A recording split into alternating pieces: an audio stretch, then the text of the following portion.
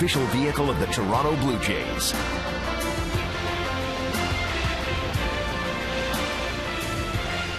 Here in the Motor City, 25 degrees as the Toronto Blue Jays try to avoid a sweep. They'll face the former Cy Young Award winner, the right-hander Justin Verlander, making only his fourth start. As John Gibbons goes over his notes, time for the starting lineup. And for the Blue Jays, Reyes leading off, Donaldson to Bautista, Encarnacion, Justin Smoke back in the starting lineup. Russell Martin against Verlander, lifetime 6 for 15. Danny Valencia, Kevin Pillar, and Devin Travis, since coming back from the DL, is 11 for 29, and he has scored 5 runs, of course, going against a team that originally drafted him in the 13th round. They're going to face the 32-year-old right-hander Justin Verlander, Tabby. And you mentioned that he's just making his 4th start of the season, still searching for his first victory of the year. It's been limited this year by injuries. He first experienced that problem in a game that we were doing back in spring training against the Blue Jays. Began the season on the disabled list with that tricep strain. That is the first time in his professional career that Justin Verlander has been on the disabled list. Right-hander looks in, and Reyes is all set to go as well, and the first pitch is high. Working the plate, Jordan Baker. Paul Emmel at first, back at second, the crew chief Jerry Mills, and over at third, and the rocking chair, Andy Fletcher. And the pitch is a strike at the knees. 9th career start for Justin Verlander versus the Blue Jays. He's got a 3-3 record, and this is not the Verlander of 5 or 6 years ago. He's toned it down just a little bit. The innings have taken its toll on his right arm. You can see his fastball now in the low 90s. When he was younger and when he was firing, that was 95 plus all game. So Verlander, there are his numbers at 9 career starts versus the Blue Jays. A little bit different type of pitcher than the one the Blue Jays are normally used to. The 2-1 to the switch hitter, and Reyes shows a bunt, pulls it back, and the count now 3-1. A season ago, Verlander, his velocity was right at 92.3 on average, 3 miles an hour less than back in 2011 when he was the AL MVP and the Cy Young Award winner. And a strike, and the count runs full. Tabby, where does a power pitcher go when the velocity starts to go? Well, the thing about Verlander is he has different ways to get you out. It's not just a fastball. He's got an outstanding curveball, a changeup that he can use, as Jordan Baker is having it out with John Gibbons on that last pitch. But, you know, Verlander has the arsenal to still get you out. It's not like he can't pitch anymore. On that top step is John Gibbons. Didn't like that high fastball, called strike. Verlander, the full count, hit in the air to shallow left field, coming on Cespedes, and not in time. Misplayed a little bit by the shortstop, and then a hesitation by Reyes before diving into second base with a double. Heads up base running right there by Jose Reyes. Yoenis Cespedes, the left fielder, got a bad break on that ball. He was fooled by the swing of Jose Reyes. The full cut, he actually broke back and did not get a good break on the ball, so it falls in. But the base running by Reyes to recognize that that ball got away from Cespedes, and that the throw from Iglesias, as you see the shortstop and the left fielder converge on this one, the throw is offline. Looked like he was going to stop, but they recognized that that throw was offline, and he's able to make it into second base. And Donaldson rips it into center field. Reyes coming home, slides in head first, and the Jays are on the board. This is something Jamie Campbell and Greg Zahn talked about. The last time the Jays led was on Canada Day when they put up 5 against the Bo Sox. First time, the last time that they scored in the first inning.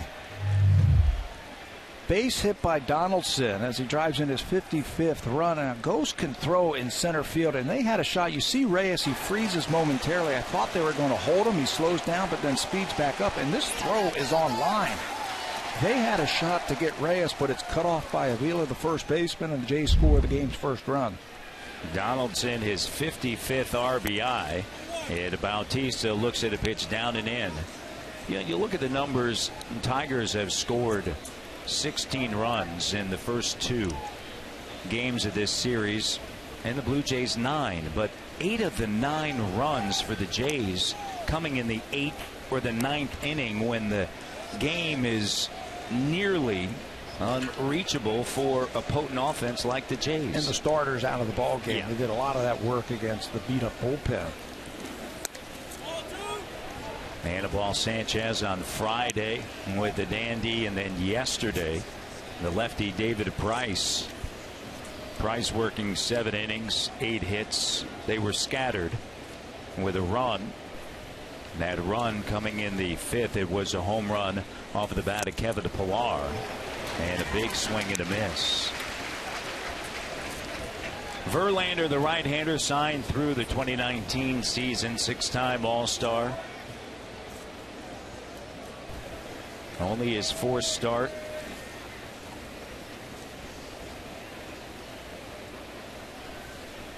First start was on June 13th. That was against Cleveland. Bautista into center field. A lot of room for Gose, and Gose Let's go back and look at the base running by Reyes. He bloops the ball into left field. Now, he knows this ball is going to fall in, but watch him as he comes around first base. He's got his head up, and he recognizes that the throw from Iglesias is off target. You see the hesitation. He was going to stop, but when he recognized that ball was offline, no chance for Kinsler to catch the ball and get back to the bag. He legs that out for a double. Good piece of base running right there from Reyes. You don't need a coach to do that. You can do that on your own. And the reason why the Blue Jays lead 1-0. The decision by Reyes to head to second. And the throw over the first baseman, Avila. Rounding second, heading to third is Donaldson. So Donaldson over at third base on the error charge to Verlander. His first of the season. Sloppy so far defense by the Detroit Tigers here in the first inning. The double by Reyes, and now the overthrow as he throws it over Avila, the first baseman. Donaldson's going to make it to third base. Really, he wasn't going anywhere, too close. And then the first baseman, Avila, goes after the ball, and he dropped it 2 or 3 more times down the right field line. So good piece of base running, and a chance now for Encarnacion to do some damage at the infield end. Of course, Miguel Cabrera, their everyday first baseman, on the DL for the first time in his career. Avila yesterday made a magnificent catch of the day, in fact, leading into the stands to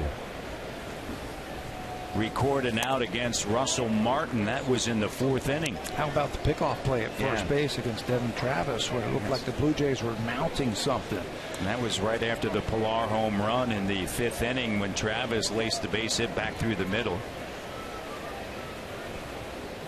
That third, Donaldson. Encarnacion high and deep to left field. Is it fair or foul? It is foul. Nobody moved on that one. It got plenty of distance, but they all knew that that one was foul. Just a tick too early for Encarnacion on that hanging breaking ball from Verlander. In the past, Verlander was able to reach back and just take these guys by himself, but right now he is having trouble getting that ball by the Blue Jays. 2 of his 3 hits against Verlander, home runs, goes down low and away.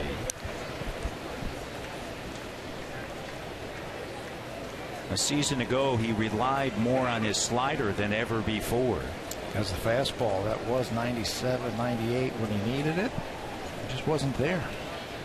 Threw it 15% of the time.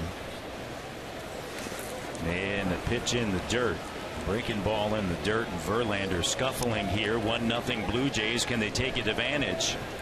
With Donaldson down at third, Encarnacion, the designated hitter, 17 home runs. Justin Smoke awaits his turn.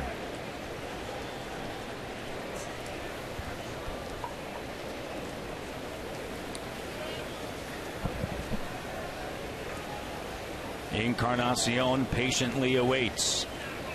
The 3-2.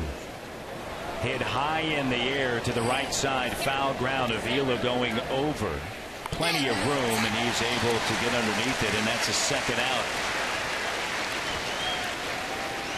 The defense behind the right-hander Verlander. In the outfield, Cespedes, Ghosts, patrols center, and J.D. Martinez out at right field. Castellanos, Iglesias, Kinsler, and Avila in the infield, and the battery, Verlander and McCann. And if you want to see a good shortstop, watch Jose Iglesias. He's third in the American League among shortstops in fielding percentage at .978. He's had 6 errors, but 4 of them have been throwing errors, and it reminds me a lot of his infield coach, Omar Vizquel. The flash that he has at shortstop. Omar, 11-time Gold Glove winner. And Iglesias, for me, is in line for a possible Gold Glove. He reminds me a lot of Vizquel, the way he plays shortstop. Coming back from a 2014 injury.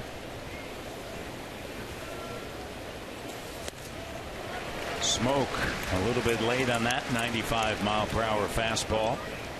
Hitting .256, 7 home runs and 24 runs driven in. 25 is waiting for him down at third base. Blue Jays have to cash that run in. You have to take advantage of a player like Verlander and a team like the Tigers when you have them down early.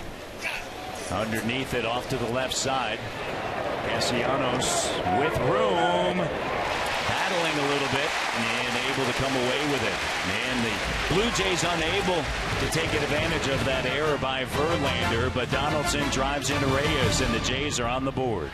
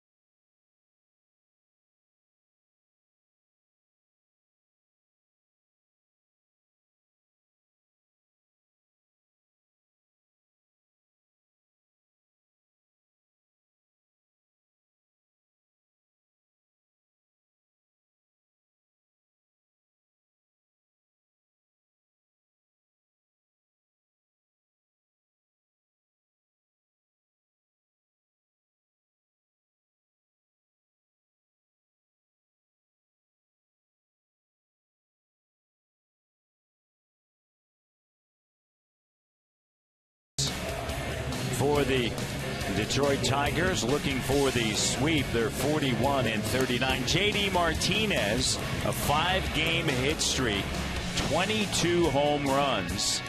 And one of the best home run hitters in the American League. Anthony Ghost, a former Blue Jay, in this series is 3 for 7, Tabby, with 3 runs scored, and they will face a right-hander, Marco Estrada. Happy birthday, by the way, Marco, 32 years of age. Today, as he gets ready for his start on his birthday, he's coming off his shortest outing of the season, lasting just 2 1/3 innings, as his 4-game winning streak was snapped in his last start against the Red Sox. Problem that he had, he just couldn't find the zone. He had 4 walks in that last start. He also had a streak of 16 2/3 innings snapped without giving up a home run. That was another thing that he was doing well in his previous starts, that he just wasn't giving up the long ball. Gave up a couple of them to the Red Sox, and this is the first time in his career that he will face the Tigers. Kinsler, Cespedes, Victor Martinez, if anyone gets on, J.D. Martinez. And for the first time since Canada Day, pitcher out on the hill for the Jays with a lead. Well, another problem that the Blue Jays have had in the last week or so is giving up runs early in the game. For the last 5 starts by the Blue Jays, they've given up a run in the first inning. And that one turns foul, fortunately, for Estrada.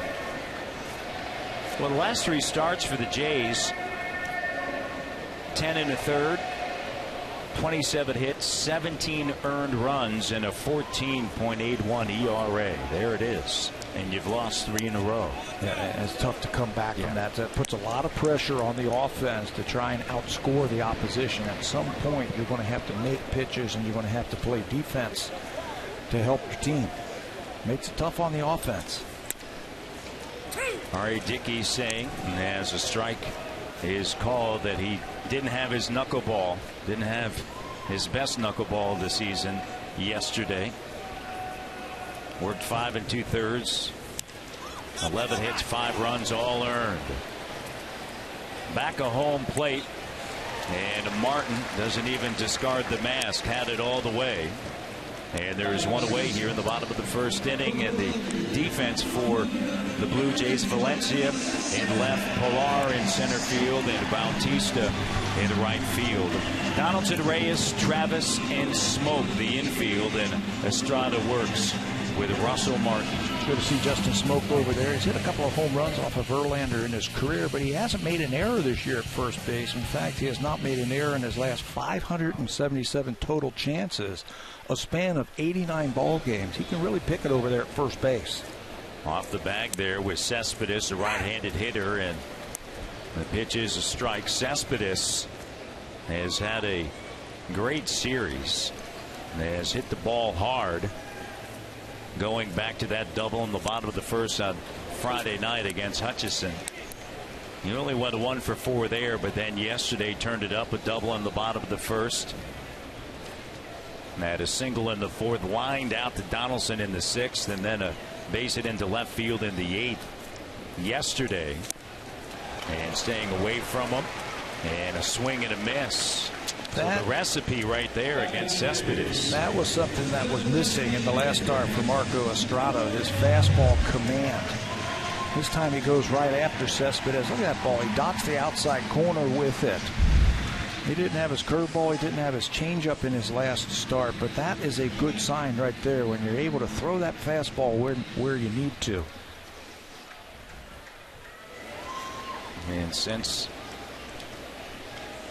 his major league debut, people have been talking about that changeup as a key pitch for Estrada. Down low and away to Victor Martinez. Martinez always seems to be in the middle of it. 11 pitch at bat, 12 pitch at bat. Yeah, see if he can get a quick one here. He's going to make you work if you are out there. Now, I have a theory about Marco Estrada. What went wrong for him in his last start? You know about the 2 previous starts before the Red Sox outing last time out for Estrada. He threw 118 pitches in one of them. He threw 129 pitches in the other one. I think he was gassed. I think he was tired when he made that start against the Red Sox, and he just didn't have it. If you're not strong, if you don't feel it in your legs and in your arm, you're not going to be able to throw the ball where he needs to. And he couldn't do it against the Red Sox. So he's had some rest now. He only threw 73 pitches in that last start against Boston, so he should be strong today. Working on 4 days rest. His ERA on 4 days rest, 1.95.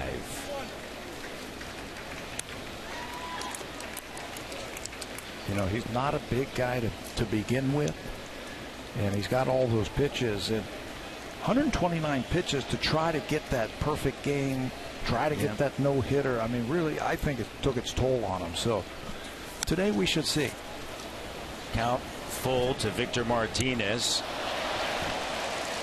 Martinez hitting .250, 2 home runs, and 26 runs driven in. Martinez 1 for 5 yesterday. On Friday night,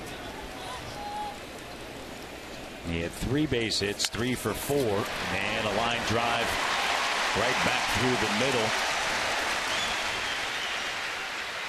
Wasn't hit hard, but a base hit nonetheless on the 3-2. Well, his bread and butter pitch is that changeup, and he will throw it at any time, at any count, to any hitter. This time he throws a changeup, and it just stays up. And a good hitter like Victor Martinez, he recognizes that. Another long pitch at bat for Martinez, and he's going to hit that one hard somewhere. Ball's got to be down. When he was throwing those beautiful ball games. That changeup was coming out of his hand, and he was keeping it down. So here's all sorts of trouble, and J.D. Martinez, and a swing and a miss. 22 home runs thus far this season. And since coming over a season ago from Houston, coming here to Detroit, and he has found his groove. It comes into this ball game white hot, if you will. Look at that over his last 12 ball games. 44 at bats. He's hit 9 home runs and he's hit 380. So you got to be careful with this guy. Second only to Albert Pujols in the American League. Pujols with 24 home runs. Martinez with 22. He hit his 22nd at the bottom of the first yesterday against R.A. Dickey. Trout with 21. Cruz with 21. Teixeira with 20. And then there's Donaldson with 19. Off the end of the bat, Travis drifting out into shallow right center field. Has it all the way and puts it in his back pocket. That's going to end the bottom of the first inning. We go now to the top of the second with the Blue Jays up 1-0.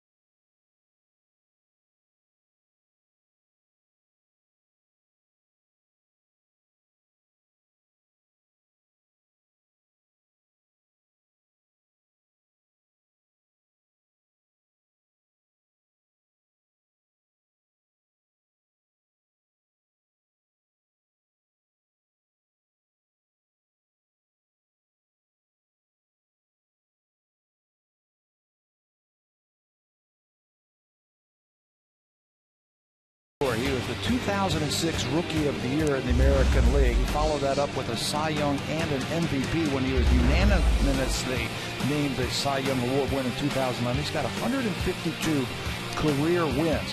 He was also a first-round selection by the Tigers in 2004, second overall for the Tigers. He's been to the All-Star game 6 different times, but that unanimous Cy Young Award win season blew everybody out of the water. I mean, he was the best player in baseball that year.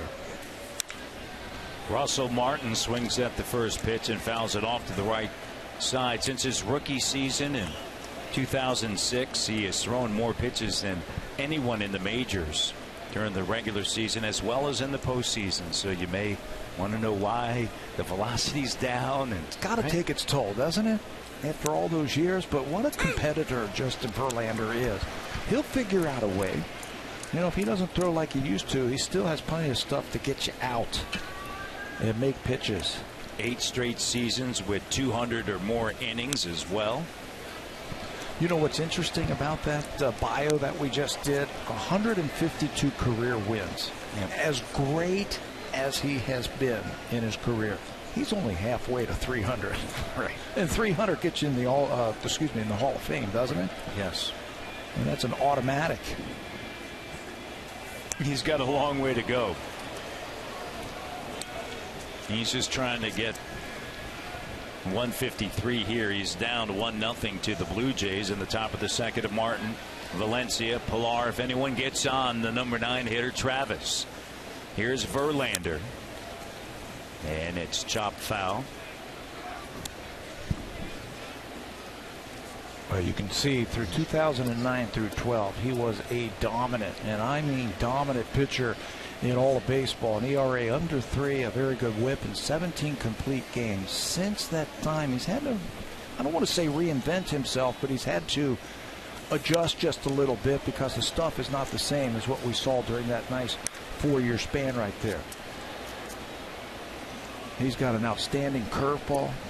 He's got an outstanding changeup, and those pitches were unhittable when he was throwing 97, 98, 100 miles an hour late in the ball games. But now he's just going to have to sink it a little bit more. He still has a good fastball. Of those 152 wins, 78 of them came from 2009 through 2012. And opponents hit just 220 against him. He struck out 9.2 per 9 innings during that stretch. 2013 through 2015, he is 28 and 25. He has struck out 7.8 per 9 innings. You know what was impressive about him during that stretch is he was a power pitcher, yet he had great control and command. He could set up hitters if he had to. He could blow it by you if he had to, and he didn't walk too many batters.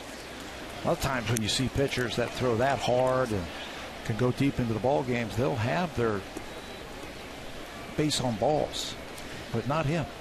When you think of power pitchers, and yesterday you were talking about Nolan Ryan, you know, he never had to really reinvent himself. He kept on going, going. When you think recently of power pitchers, is there one as that pitch in the dirt is swung on and Martin strikes out? Is there one to you that stands out that's able to make that transition?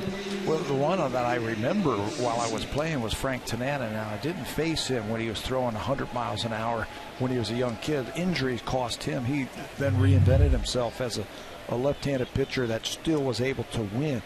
This one looked like a slider right here from Verlander to get Martin. Randy Johnson's another guy who kept his speed throughout his career. He threw hard through his whole career.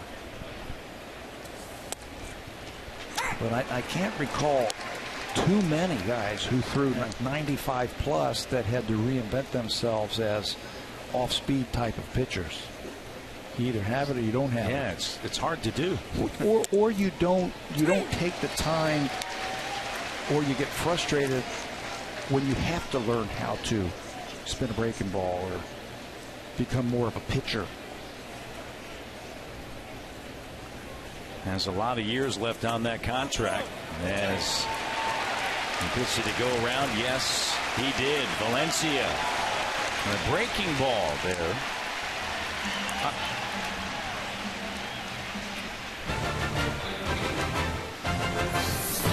The 2015 Honda Civic is Canada's best-selling car for 17 years in a row and the official vehicle of the Toronto Blue Jays. 2 strikeouts here in the top of the second, and both not that hard fastball, but the breaking ball. I always thought that Verlander's had an above-average curveball. I mean, a way above-average curveball, and that's what he got Valencia with to try and check. Pick up his second strikeout. Kevin Pillar is the batter. Pillar hit his 7th home run in the top of the 5th inning yesterday. Right-handed hitter twists out of the way.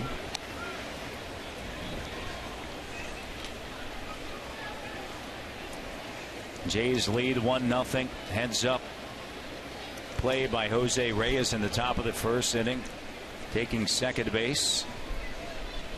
And later scoring on a base hit off of the bat of Donaldson. Pillar gets underneath it, high in the air, the right side. Moving over is Kinsler, and Kinsler is there to put it away. A 1-2-3 inning for Justin Verlander.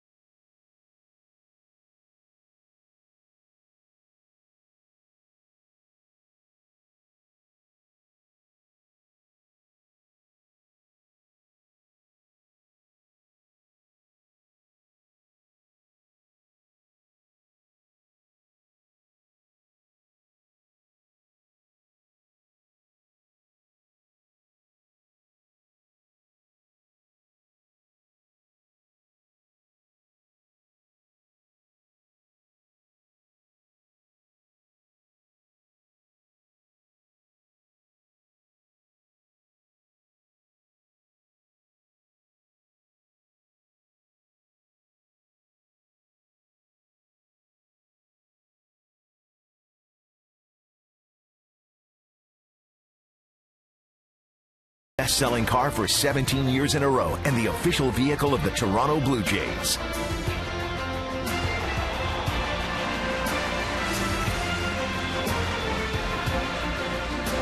Here in Detroit on a Sunday, tons of Blue Jay fans have made the journey to Motown to check out the Blue Jays and the Tigers before the Jays head off to the south side of Chicago after the game today to take on a hot White Sox team. Did you get your fill of pictures taken yesterday by all the Blue Jay fans? Well, everybody was looking for you. Avila and his shot out to left field is caught by Valencia. Wherever we went, Tabby. And of course, you went undercover with your Sportsnet shirt on. Yeah. May as well just wore a jersey with my name on the back, right? That's a good job right there by Marco. Attack that strike zone, get that first out on one pitch. Nick Castellanos, the third baseman, steps in. Man, nothing like working fast. Jays need that. They need this win. They've dropped 3 in a row, 5 of the last 6. I'm just going to throw this out there. We were talking about this earlier. Last time the Jays lost 3 in a row was May 30th through June 2nd. Minnesota, Washington. Later on, Estrada on June 2nd against Washington. Came out, got the W against the Nats, and that started an 11-game win streak. I'm just trying to be positive here, Ted. Very positive, and you're right. That's exactly when it started. And who was he matched up against that day? Max Scherzer. Yeah. He beat Max Scherzer, former Cy Young Award winner, just like today. They're facing a former Cy Young Award winner and Justin Verlander. Estrada's pitching on his birthday, so all signs point to a positive afternoon for the Blue Jays. They scored first. Estrada looks in for the sign from Martin. Castellanos awaits, and here's a 2-2 high in the air to right field, and Bautista right there moving in about 3 steps, and that is the second out. And let's send it to Jamie Campbell. Jamie.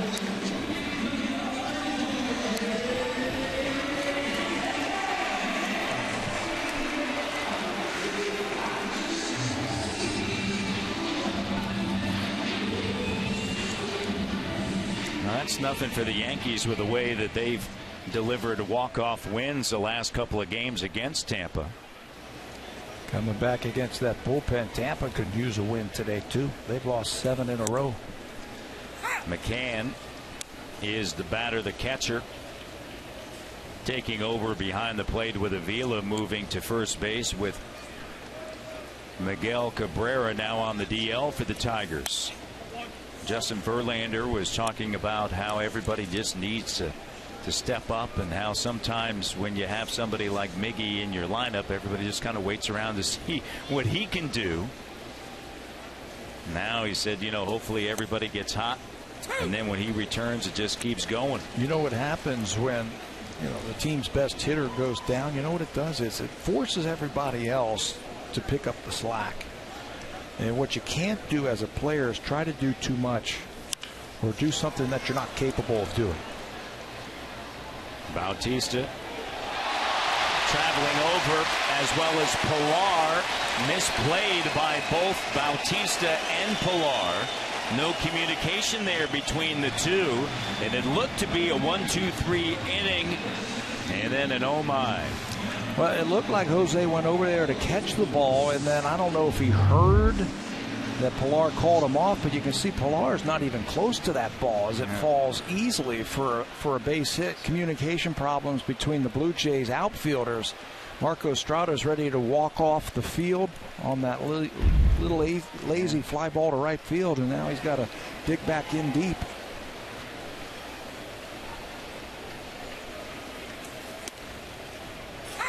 It's a base hit. A hazy sky. The sun behind us and out toward that right field. Anthony Gose on the ground to Travis, and able to get out of the inning unscathed. No runs, 1 hit, and a runner left for the Tigers. Coming up, Travis, Reyes, and Donaldson.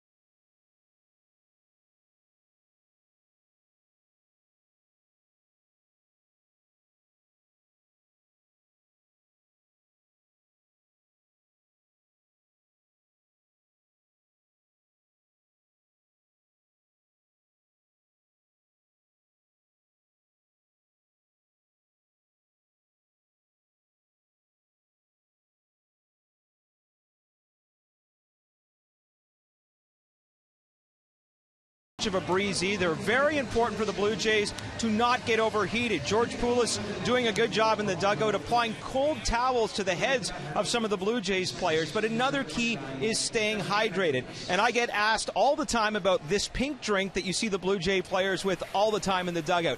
It is called Cytomix. All it is an electrolyte powder which they add to the water. It does keep them hydrated. The electrolytes are great as well. And I imagine it tastes good, guys, so I'm going to take a little sip and tell you what it's like. Fruit punch. It's actually really good. I can see why they devour these things.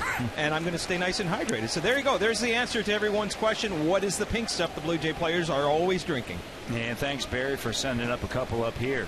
They're on their way. Yeah, sure. You're going to need some down there. You're in the hot sun, big man.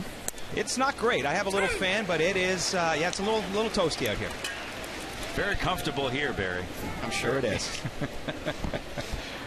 Devin Travis is the batter, then back to the top of the order, Reyes and Donaldson. And the pitch inside.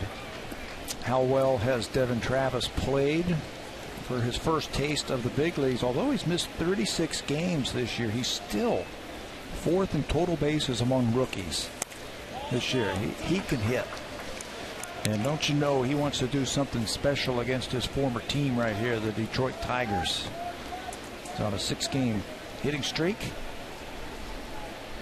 10 for his last 23 during that time.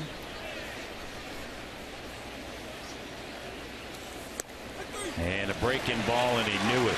Interestingly enough, you look at the 3 strikeouts, and they're all off speed for Verlander. And now here's Reyes. There's the curveball that he drops in one more time.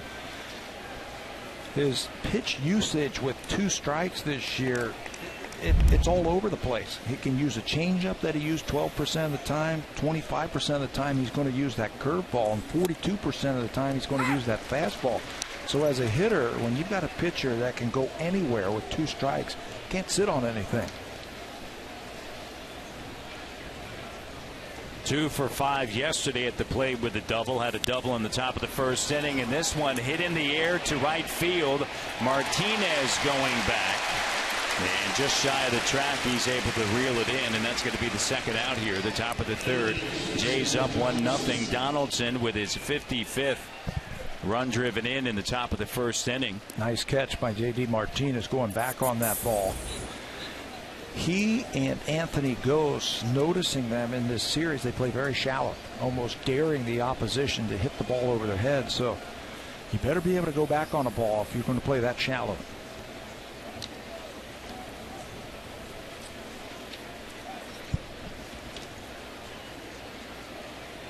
Donaldson recorded his second hit in the series in the top of the first inning as Verlander gets strike one.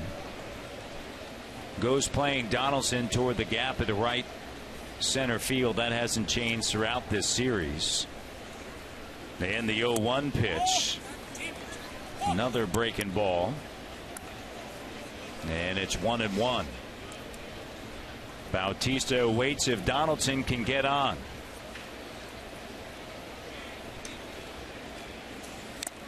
All-star selection show tonight. And we'll find out if Josh Donaldson is the starter over there at third. You would expect it? Yeah, I'm expecting it. He's made a great push. He's got the great numbers. Canada's been outstanding, putting their votes in there for Josh. Swing and a miss. Struck him out. Looked like he was looking for something maybe just a little bit different, Tabby. Lead on that as he fans at it. It's a 1-2-3 in the third.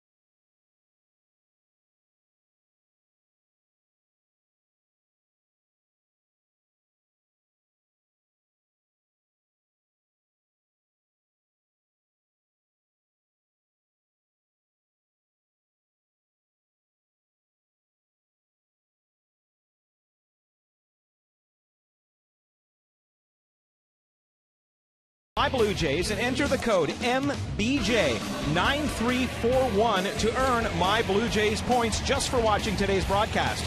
The entry box can be found on your My Blue Jays homepage. Code must be entered by 11:59 tonight. Look for a new code tomorrow. All the more reason, Matt, to be a Blue Jays season ticket holder. For sure, so many here at the ballpark on this gorgeous Sunday. Is picture perfect. And the right-hander, Estrada. And with the pitch down low and away, Iglesias, Jose Iglesias, a shortstop, and then back to the top of the order in Kinsler and Cespedes. 320 on the season and a strike by Estrada. Iglesias can run a little bit. I think you have to shorten up on the infield. He'll get his share of infield hits. Not a lot of power. You saw just one home run and 12 RBIs, but I think the infield has to shorten up because he makes contact with two strikes, and it's almost like he's running out of the box. And that's why he gets so many infield hits. Swing and a miss there. And the count 2-2. Detroit's trying to make up some ground. Kansas City, Tabby, leads the American League Central 45-33. Then Minnesota 3.5 back of the Royals, and Detroit is a game and a half back of Minnesota with a record of 41-39. Tigers team that has won the American League Central 4 years in a row. Last season, however, they were 43-33 in the division. The 3 years prior to that, a combined 140 in 80, and so making things a little bit different are the Kansas City Royals. Yeah, the division is a lot better. I mean, Minnesota is a better team. You see, Paul Molitor's got them just 3.5 games out of first place against the Kansas City Royals. There were some bad teams in this division for a long time. Kansas City, for the longest of time, would have top 5 draft picks. Minnesota's had their problems the last few years. The Chicago White Sox haven't been the same since 2005. And the big boys on the block have been the Detroit Tigers. Yeah. They were swept by Baltimore in the ALDS. Didn't reach the ALCS for the first time since 2010. And just a lot of conversation about, you know, they've given up a lot of their farm to stay at the top. And Iglesias, a swing and a miss. But they feel as though they're right there. And they've won 2 in a row since being swept by the Pirates. Marco will throw that changeup anytime, and he throws it with 2 strikes to Iglesias to finish off that at bat. You know, there's also talk about the Tigers. They're getting old now. There's some players, some key players who are in their 30s and mid-30s. That the window of opportunity, if you will, to win a championship, a World Championship, is getting tighter and tighter. And you have Cabrera going down, and you think about your key players that you have in Cabrera, Verlander dealing with injuries, Joe Nathan also out. So they've had some issues. How about the extension that Miguel Cabrera signed? That starts next season. As that ball is ripped foul once again by Kinsler. 8-year, $242 million. Dave Dombrowski's got some Bolsville. You know, that's a large chunk of your budget going to one guy. I mean, and then you have Verlander as well. Sure. They couldn't sign Scherzer. They had to let him go as a free agent. They have David Price. Now Price is set to leave. Do they have enough dough to keep him around? And they traded Rick Porcello to Boston. And Kinsler gets underneath it. Moving in Pilar right there. And that is the second out. Well, I don't doubt giving a guy like Miguel Cabrera that kind of money. I mean, he has earned it, and he is worth it. He puts people in their seats to come out and watch him. Do you have enough money to build that team around him? I guess that's the biggest question. And one that they'll eventually answer. This guy's a free agent too. Yeah, after the season. He was in the Porcello trade.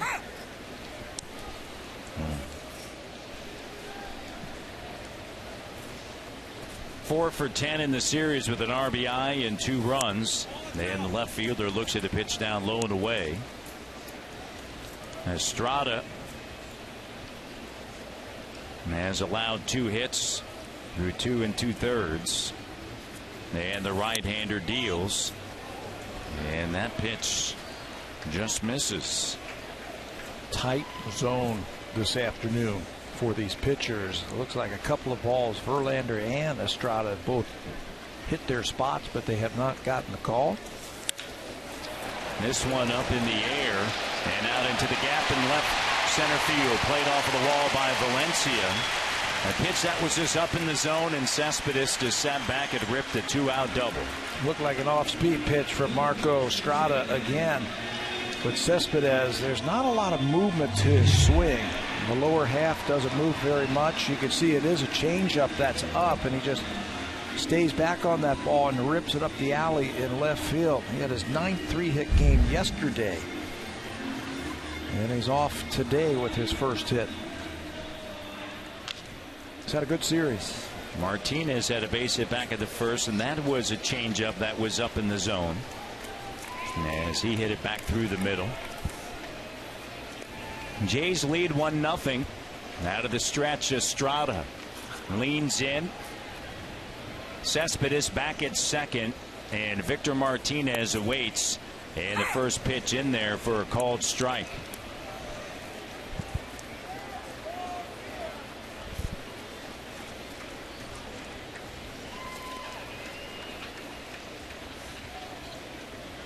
Estrada, since moving into the rotation in May, 4-4 with a 4.04 ERA.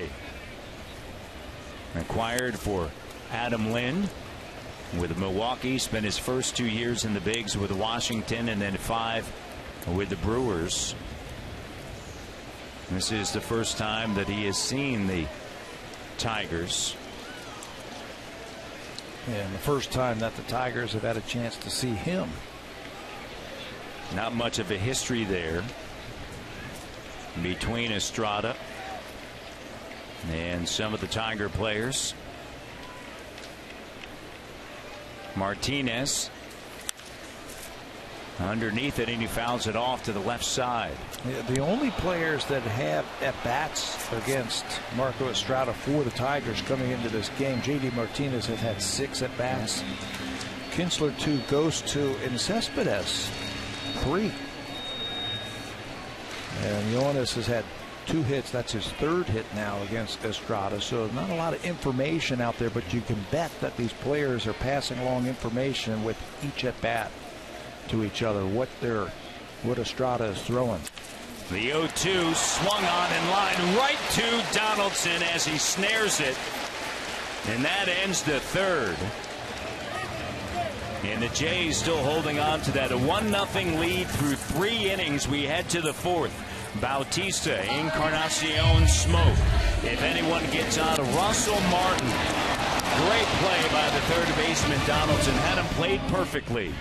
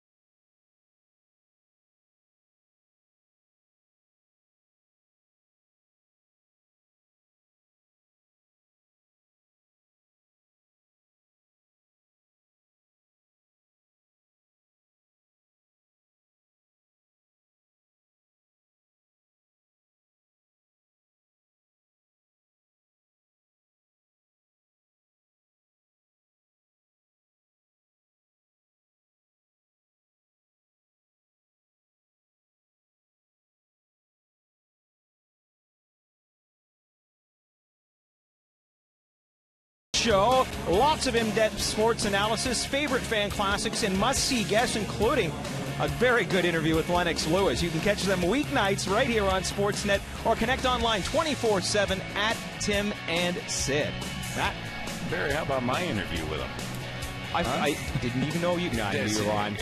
Yeah. It looked good. Yeah. Didn't hear any of it. Well, I didn't hear Neither any of did them. he. You have a voice for TV, Matt. Oh, they're great, Tim and Sid.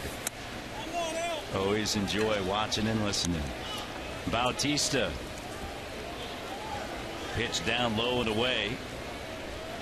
Had an opportunity in the top of the 1st inning with Donaldson at 3rd and unable to deliver an RBI.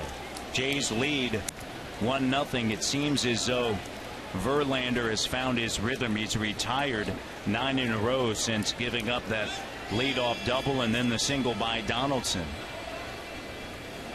Working for only the 4th time this year. And a fastball up in the zone, 93. Jose going a little bit out of his reach for this high fastball, thinking about going deep. Yeah. Normally he takes that and it's going to be 3-0. Here's a 2-1 breaking ball down low and away, but a lot of times, you know, it's up at your eyes. It's so inviting, isn't it, Tabby? Yeah, it looks like you can do a lot with that, and there's only a few people, I think, in baseball that can handle that high fastball. A lot of times you foul it straight back, or you pop it up, or you swing right through it. Pitch down low and away, and leading the league in walks is Bautista, and a leadoff walk here. Such a great eye. Well, he takes what the pitcher gives him, and if they're not going to challenge him, he's not afraid to just go ahead and just pass the baton to the guy hitting behind him. Encarnacion.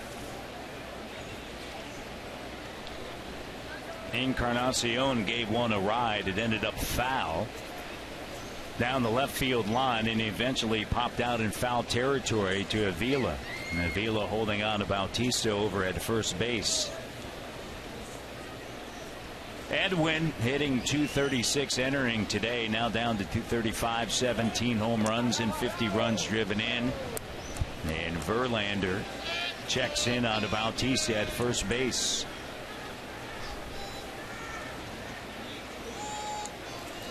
Some time ago they moved the wall in left field. Pitch up and in to Encarnacion to back him away. And this was really a pitcher's ballpark, and then they moved in that left field wall, and that's kind of made things maybe just a little bit more even for both the pitcher and the hitter. Boy, was it ever. To hit a home run here, you had to hit the ball into the stands in left field. They have since moved it in, put the bullpens out there, put that auxiliary fence, if you will, with the yellow line across it in left field. So you only have to hit it into the bullpens now for a home run. Back in the day, you had to hit it into the stands, and the flagpole was in play out in center field. It's still 345 down the left field line. So how far is it to the stands? About 365 down the line. Wow. I was here one night when Jim Thome hit a ball out of the ballpark in left field. On the left side, the shortstop calls off, and the third baseman Iglesias takes it. You remember, Thome was a left-handed hitter, and they had not put in the bullpens. Bullpens used to be in right field. The bullpens are now in left field. You had to hit it into the stands, and he hit it just to the left of the the flagpole in left center field. I mean, it was an absolute bomb. Justin Smoke is the hitter, with Bautista at first base.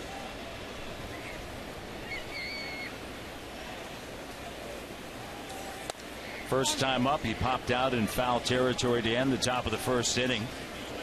Verlander misses with a pitch there, as Smoke is getting back in the batter's box.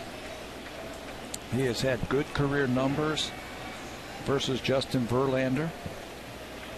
He's faced him 12 times with 4 hits, 2 of them leaving the ballpark.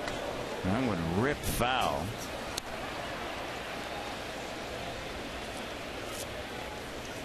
Smoke with 6 doubles, a triple, and those 7 home runs. Playing in his 64th game of the season. Seeing right-handers, and Colabello seeing left-handers.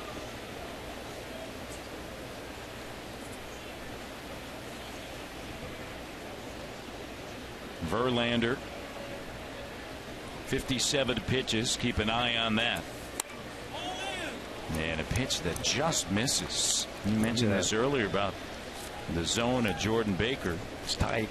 You can see the first pitch, at least on pitch tracks, looks like it got part of the plate. But Verlander has been all around that strike zone this afternoon. He's going to have to figure out what to do against lefties. Lefties have been giving him problems this year. Coming into this game, they're hitting .317. maybe use the changeup just a little bit more against the left-handers. And McCann heads out to see Verlander to have a conversation.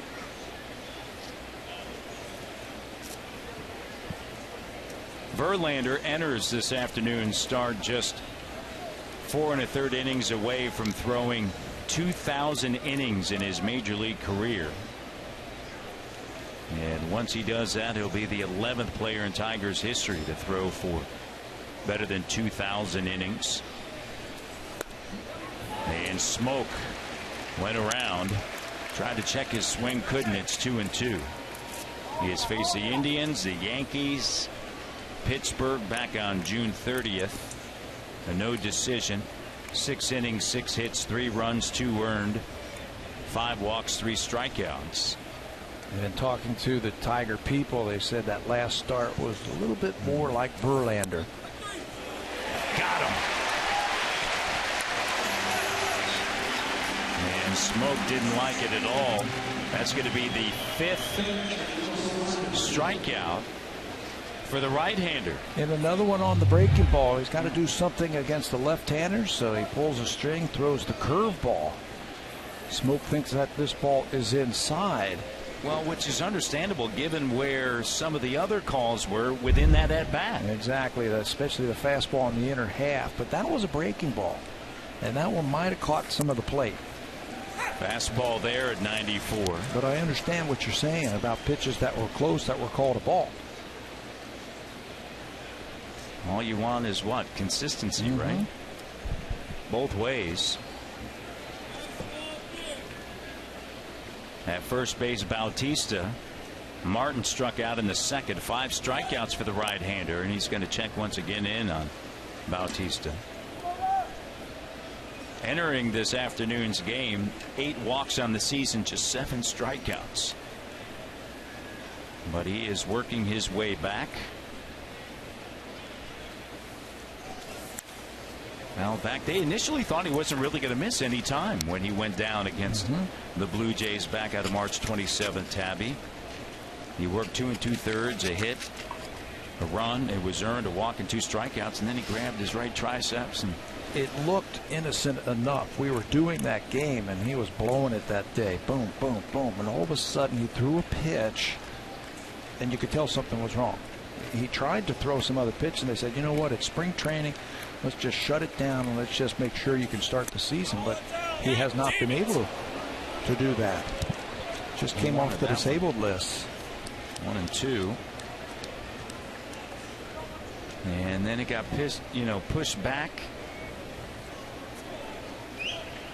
His first start and then the second start, and then it was a prolonged time on that DL for the right-hander. And made a couple of rehab starts for AAA Toledo, and then deemed that he was ready. He's paying a lot of attention to Bautista over there at first base.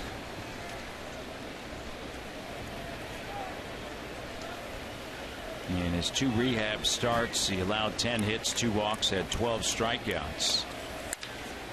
Ground ball, backhanded. Iglesias flips it over to second base in time. Nice play going into the hole by the shortstop Iglesias. And that's going to end the top of the 4th inning. And John Gibbons, I think he wants to challenge this. Yeah, everybody's going to wait around now until they decide what's going to happen here. Iglesias with that flip to Kinsler. And they call it off. Yep. We head now to the bottom of the 4th.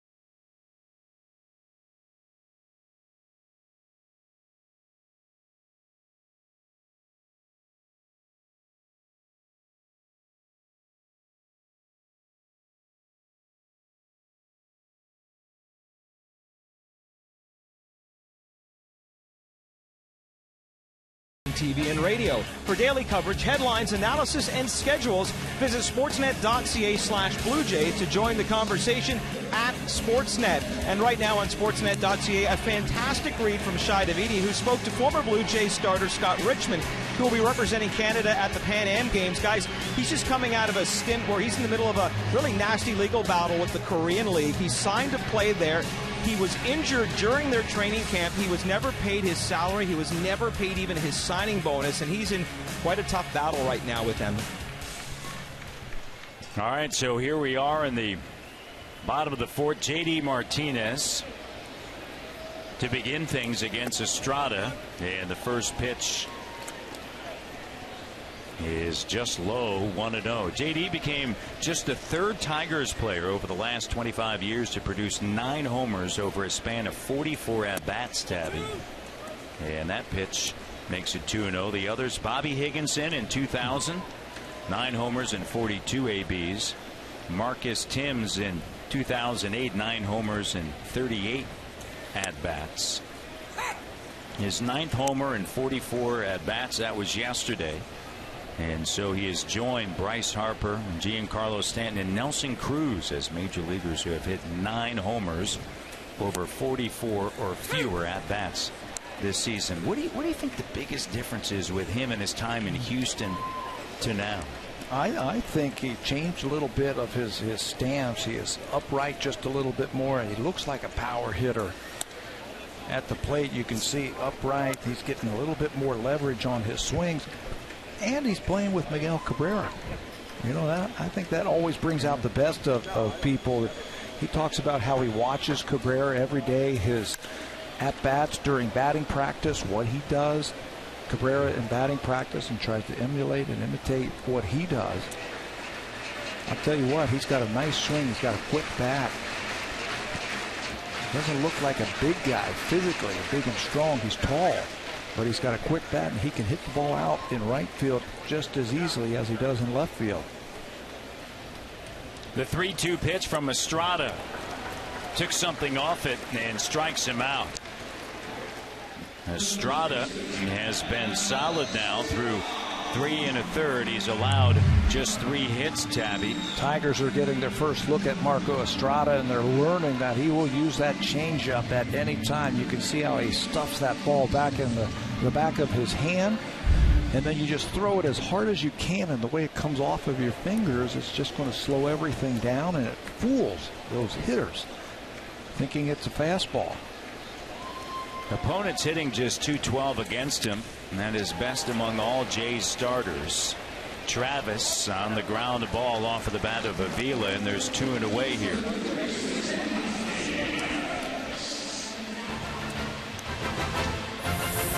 The 2015 Honda Civic is Canada's best-selling car for 17 years in a row and the official vehicle of the Toronto Blue Jays.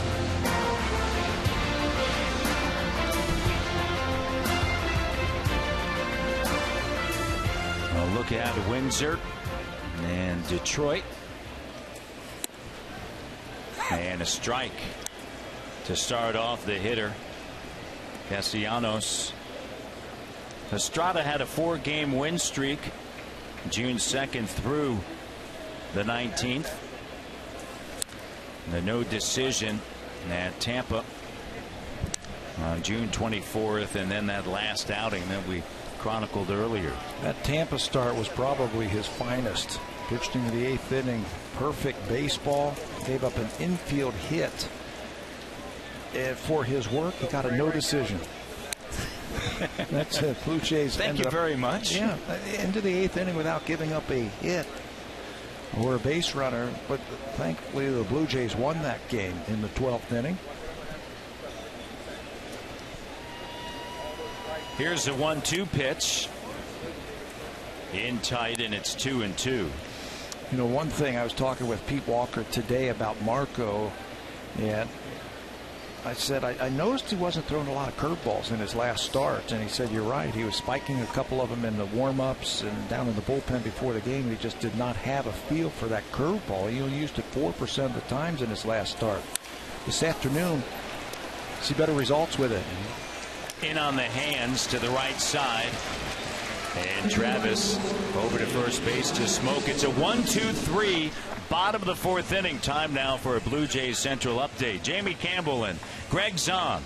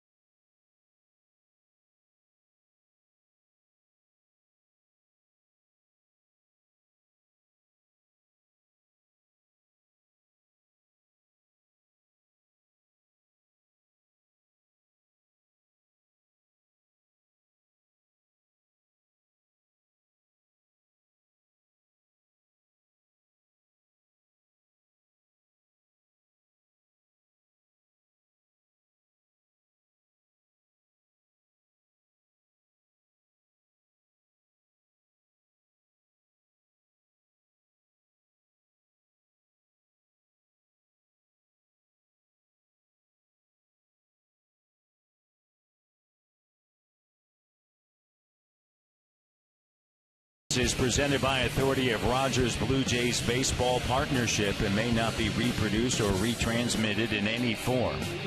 And the accounts and descriptions of this game may not be disseminated without the express written consent of Rogers Blue Jays Baseball Partnership. To the fifth we go. Valencia, Pilar, and Travis to face the former Cy Young Award winner Verlander, who's given up just one run. That was back at the top of the first inning, as Donnie just talked about. Heads up play by Reyes to take second on that base hit, and then Donaldson followed up with a base hit, and since that time he's only run into trouble once, and that was a leadoff walk in the fourth inning. Bautista, who's the best in the business at working walks, but then he was able to get Encarnacion, Smoke, and Martin. Blue Jays might not score a run if Reyes doesn't get to second base. Donaldson singled to center field, and now you got first and seconds, and Verlander retired the next three batters. So that heads up play by Reyes, and literally heads up as he kept his head up running the bases, and got the Blue Jays in the lead here. And Estrada gave up a single in the first, a single in the second, a double in the third, and that has been it. He's been exactly what the Jays need, as Valencia fouls that one off of McCann, the catcher.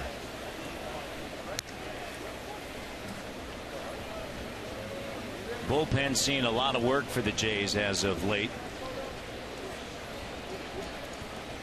3 relievers yesterday, 2 the day before.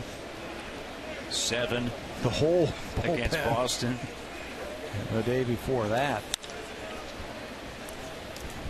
Valencia stays alive, and he struck out back in the second.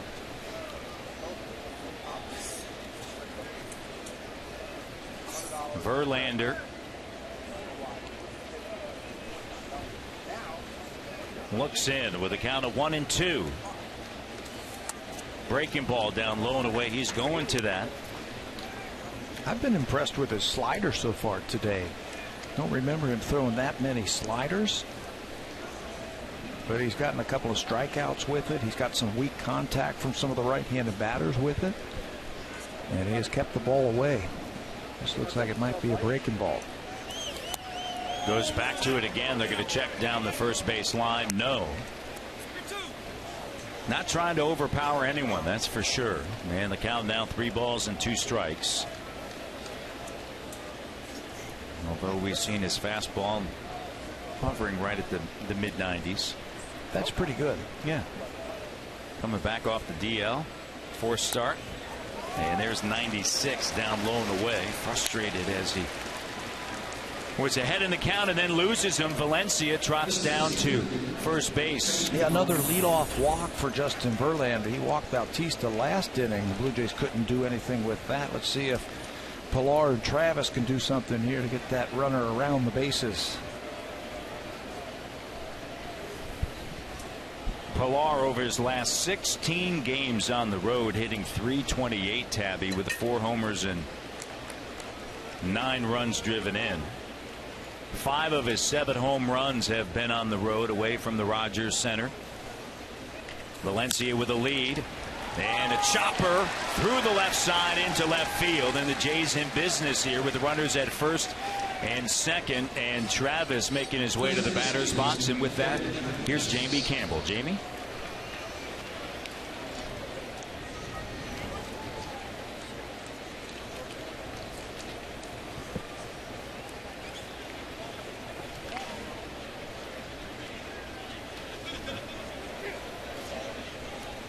White Sox, the Jays will see them after today for 4 straight before going to Kansas City.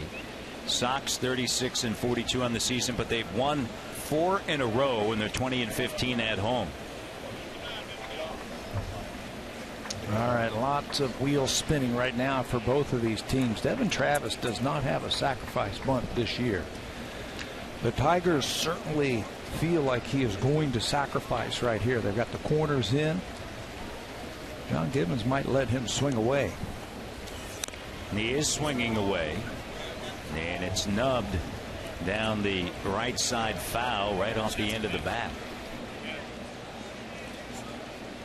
Verlander had a conversation with Castellanos and now McCann, and Verlander walking back out to the mound. That is Nick Castellanos right there. He will get the sign from the dugout from the Tigers to let them know what bunt play they're going to use.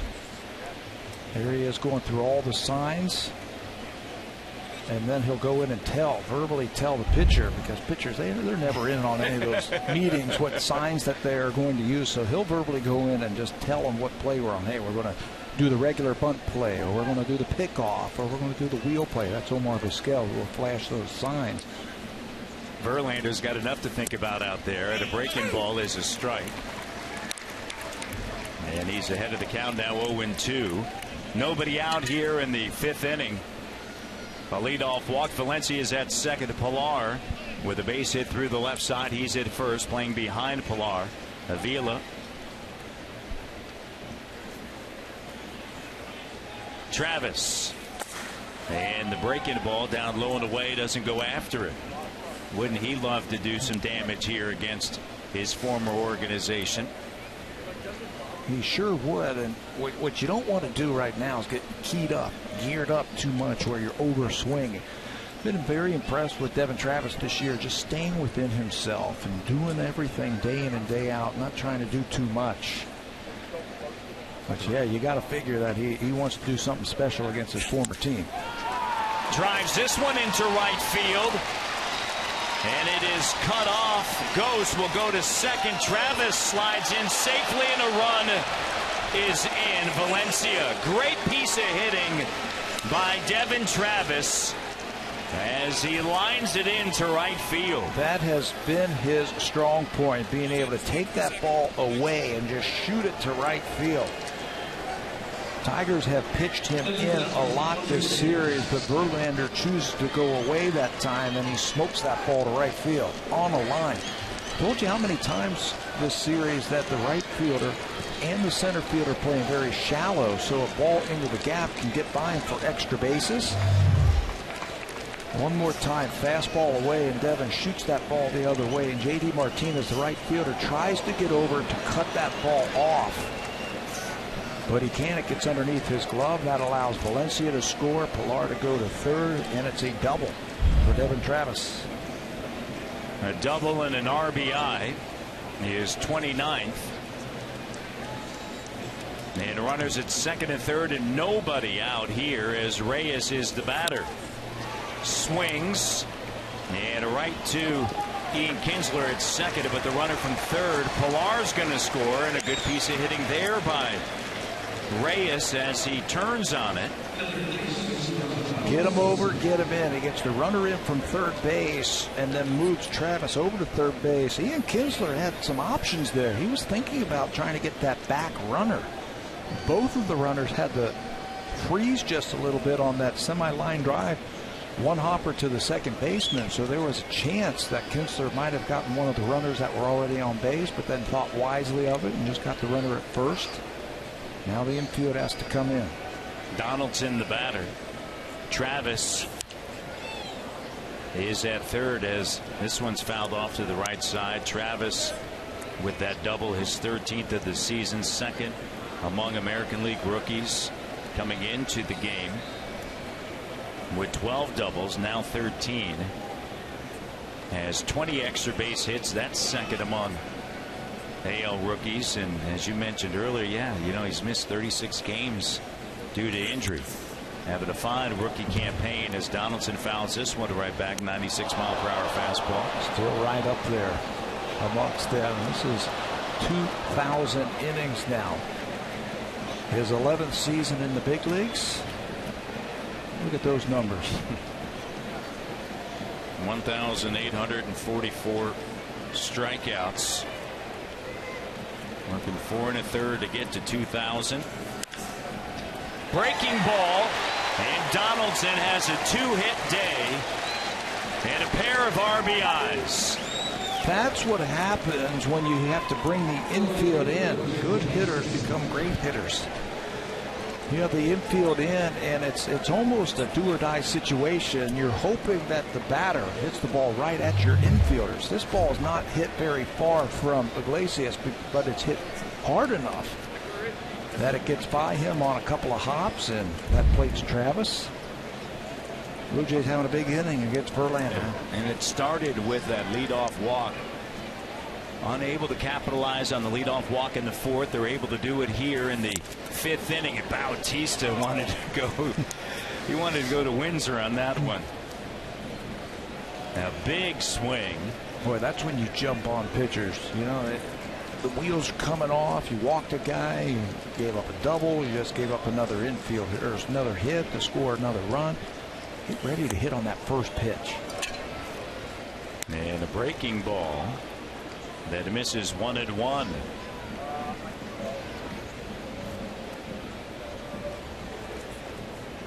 Donaldson at first with the base hit and an RBI. Valencia, Pilar, and Travis have all scored. And the pitch is high in the count, 2-1 for Verlander. Bottom of the order for the Jays getting it done. Valencia, Pilar, and Travis, and then Reyes with a ground ball. Top of the order to Kinsler to score a run, then a base hit by Donaldson. Swing and a long drive to deep left field. It is gone. Jose Bautista with the big fly. His 17th home run of the season.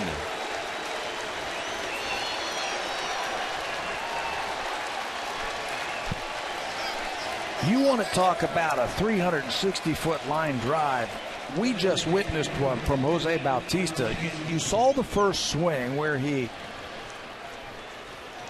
swung as hard as he could. He said he was going to try and hit it to Windsor. I think that just told you what Verlander was going to try and do to him then. That Bautista was thinking about unloading, and it looked like Verlander was going to try and trick him.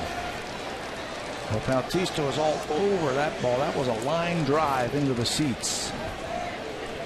Another 5-run inning for the Blue Jays. Encarnacion on the ground. Castellanos over to first base. Here's what I'm talking about. The first pitch. He comes unglued trying to hit that ball out of the ballpark. And then Verlander heats him up.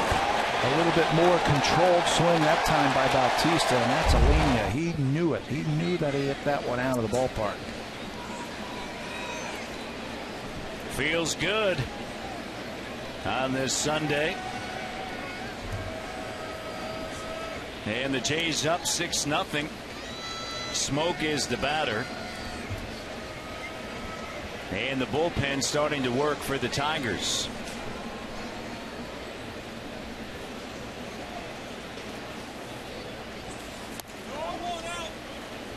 Smoke takes a pitch. Verhagen. Drew Verhagen out there getting warm. We have not seen him in this 3-game series as of yet. Smoke is the 8th batter that Verlander has faced here in the top of the 5th inning.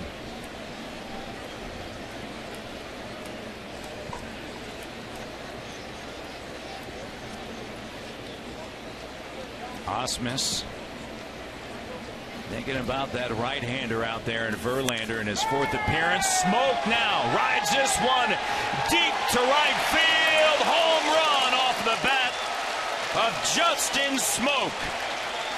His 8th of the season, and the Jays up now 7-0. Blue Jays flexing their muscle this inning against Justin Verlander.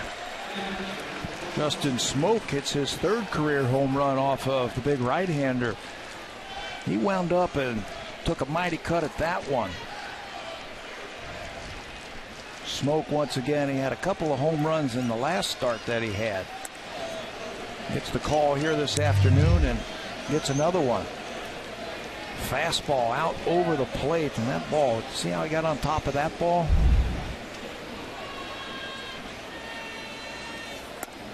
Breaking ball down low and away.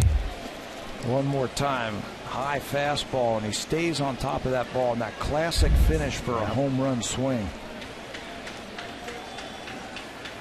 3 of the 5 hits in his career are home runs. A bouncer to Iglesias, and the throw gets away from Avila, and Martin on the air is going to head to second. All unraveling here for the Tigers.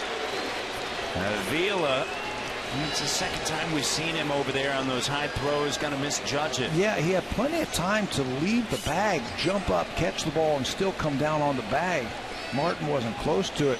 Told you that Iglesias is a good fielder, but now he's got 5 throwing errors. Watch this one take off on him. Avila tries to stay on the bag. You can see plenty of time if he jumps up, catches the ball. He's got time to come down on that bag to finish off the inning. He was great yesterday, making those great plays over at first base that time. And that's just inexperience. This is his 2nd game at first base. And it's been a topic of conversation with the Tigers about what to do over at first, but after his play yesterday, they felt assured that everything was going to be all right. Backhanded play. Castellanos over to first in the dig in time, and Valencia ends the inning grounding out. He started the inning with a walk. The Blue Jays on top 7-0. Bautista with home run number 17. And Smoke turns on that fastball.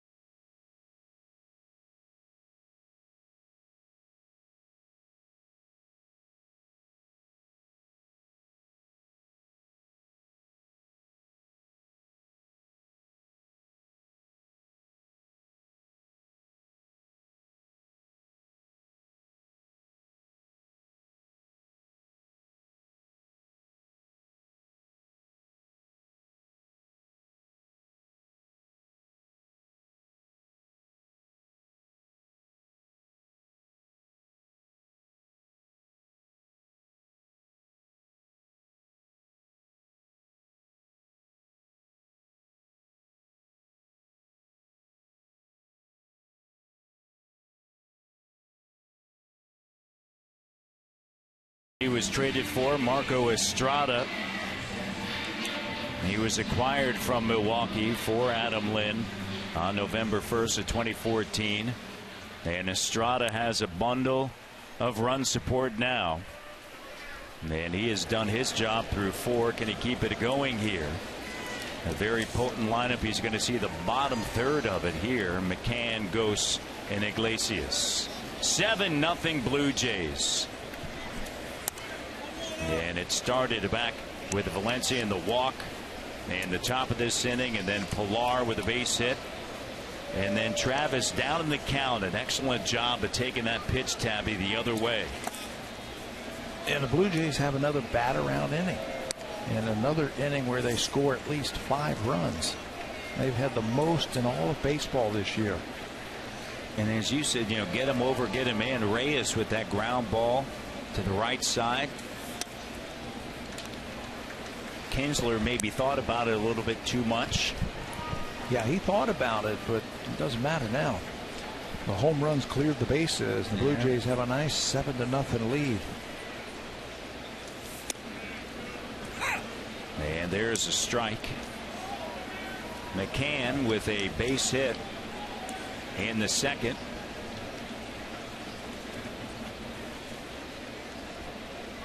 And the 70th pitch rides high, and it's a walk. This, what do they tell you?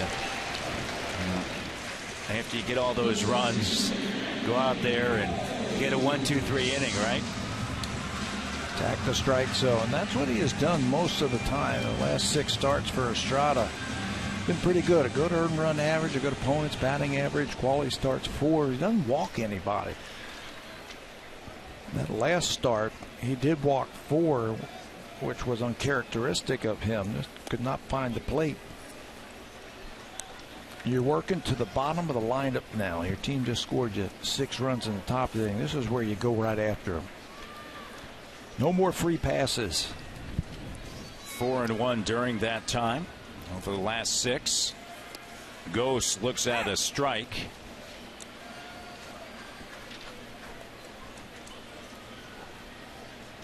Ghost during this homestand, 5 for 16, hitting .313. Tigers head to Seattle after this game. And Donaldson in on the grass at third base. Over at first base, McCann, the leadoff walk. Ghost always a threat to bunt with that outstanding speed. Running a little bit more this year. Hitting the ball the other way just a little bit more than what he did when he was with the Blue Jays. And that pitch out of the zone, and it's now 3-1. Double play depth through the middle. That's what the Jays want to see here. Tough to double up Ghost with that speed. The 3-1, and he fouls it back, and the count now full with McCann, the catcher, over at first base. So with 2 strikes, Donaldson back of the bag at third. If you feel comfortable with that changeup right here, and it's been good for him all afternoon, if you feel comfortable with it, this is a good time for it. The 3-2. And he went to that high fastball, and Ghost just got a piece of it. I don't think you change the way you pitch now that you have a 7-run lead. He has been mixing his pitches, using his changeup 3-2 when he needs to, dropping in the curveball when he needs to. Don't change anything. Full count offering, and there's a changeup. Donaldson giving chase underneath it. And there's one away. So that's the scene in the American League East, and if you include the wild card, it's everybody's got a shot, right? Bunch them up right now. That's exactly what is happening with the American League East. Blue Jays now with just 1 game over 500, but just 3 games out of the lead of the American League East, and they'll have their shot in the second half. You get Tampa Bay coming out of the All-Star break. You'll get the chance to see the Yankees. A couple more trips to New York. Yankees make a couple more trips to the Rogers Center. Iglesias looks at a pitch. And Jordan Baker in a tight strike zone. Jays lead 7-0.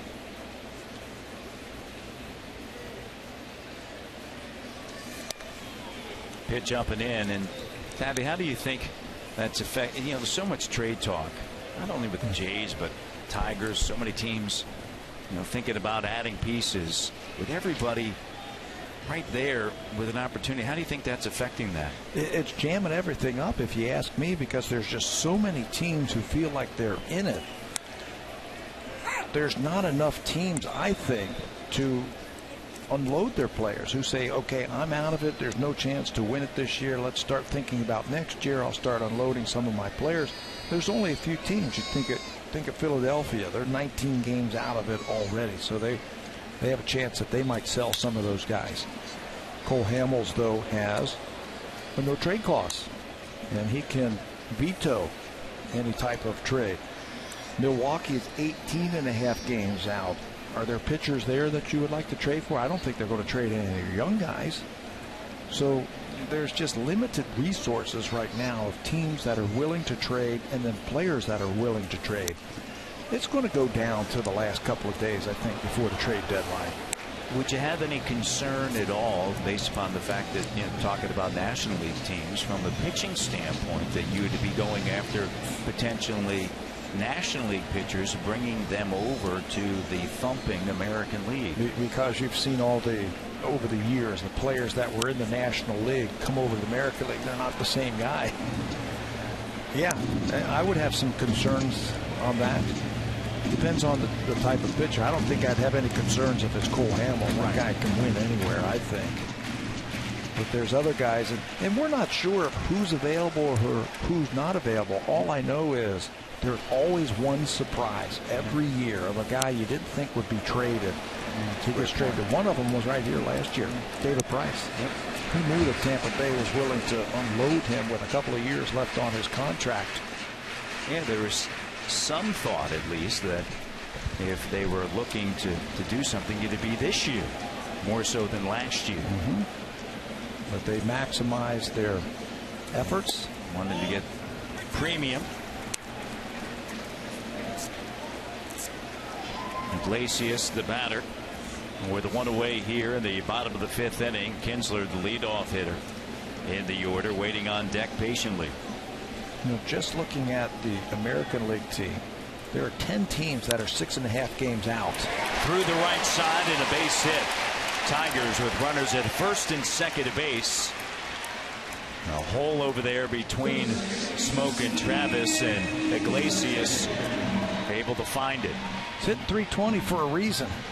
He's got good back control. He was looking to shoot that ball to right field, a hole at bat, a long extended at bat. Inside out's that fastball. Right between Smoke and Travis for his first hit of the afternoon.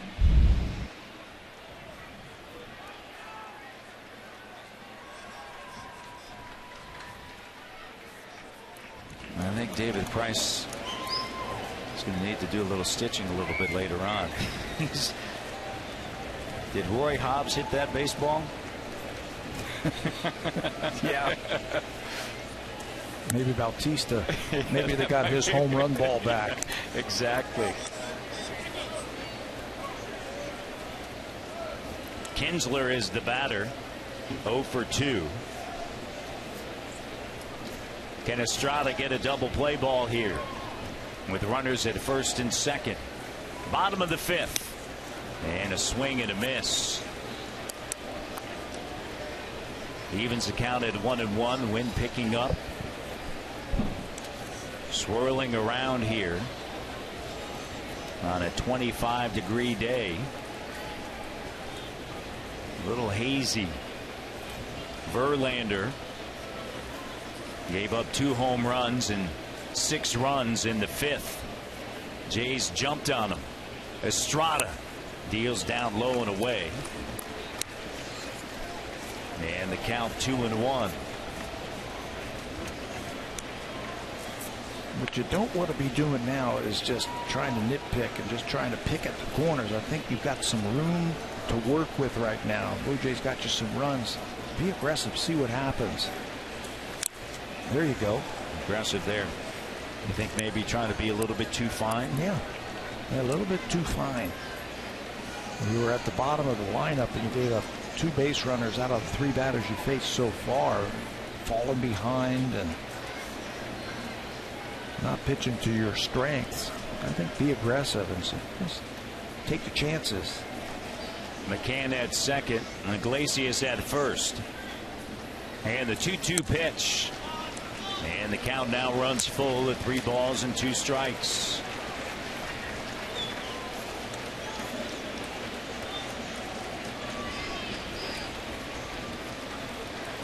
One away.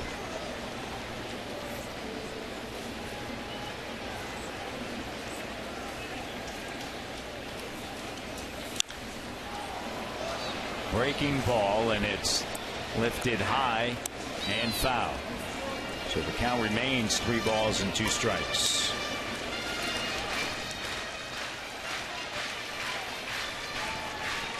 Kinsler 4 for 10 in the series during this homestand, hitting .351. He has hit in 3 straight, 7 for his last 13, 15 including today. The 3-2 driven into the right center field gap, and that's going to score 1, maybe 2. McCann's going to score. Iglesias will score, and it's a triple.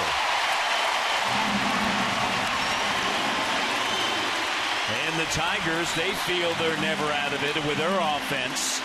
McCann with a walk, Iglesias with a base hit through the right side, and Kinsler on a 3-2 hits a triple. And that gets the fans back into it. They're sitting on their hands before that hit by Ian Kinsler. That's where you're going to hit the ball if you're going to get a triple. It's a fastball down and away, doesn't try and pull it, just slices the ball between Pilar and Bautista deep in right center field. Pilar runs that down in front of the scoreboard. By the time he can get it back into the infield, Kinsler's got a stand-up triple. And the Tigers, just like that, answer the Blue Jays. 6-run inning with 2 so far here in the bottom of the inning. Vogt Schultz, right-hander getting loose. Jays don't want to let this one get away. Jays have the 2nd highest road ERA in the American League at 4.93. Cespedes is the batter. He doubled last time up, was stranded at second, and a breaking ball is a strike. He felt as though Estrada with that lead started to change the way he was attacking the Tigers lineup. Yeah, he's been good so far, just using all of his pitches. He was just falling behind too many guys. Watch out. And it's 0-2. I like that Pete Walker came out there and said, hey, let's flip a curveball in there for the first pitch and then go back to start using your changeup just a little bit more. No need to change the way you're pitching when the score was 7-0. Here's the changeup one more time. You can see Cespedes way out in front.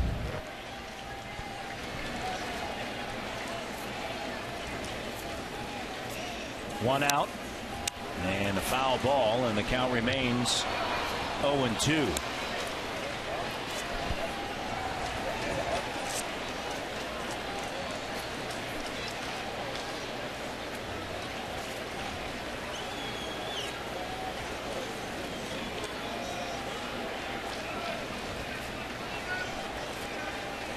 Estrada to the plate, and a ground ball that curves foul. Kinsler with the triple.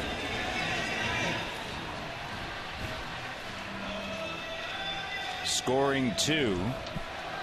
RBIs 35 and 36. And his 3rd triple of the year. The 0-2 in the air, and that one's twisting foul. 98 pitches for Estrada. And before that triple was throwing a shutout. But it has taken him a lot of pitches to get to this part of the ball game. Something that John Gibbons is going to have to think about. That bullpen has had a lot of work lately.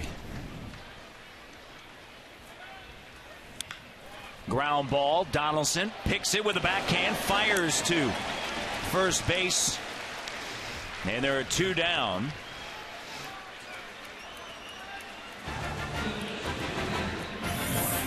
The 2015 Honda Civic is Canada's best-selling car for 17 years in a row and the official vehicle of the Toronto Blue Jays.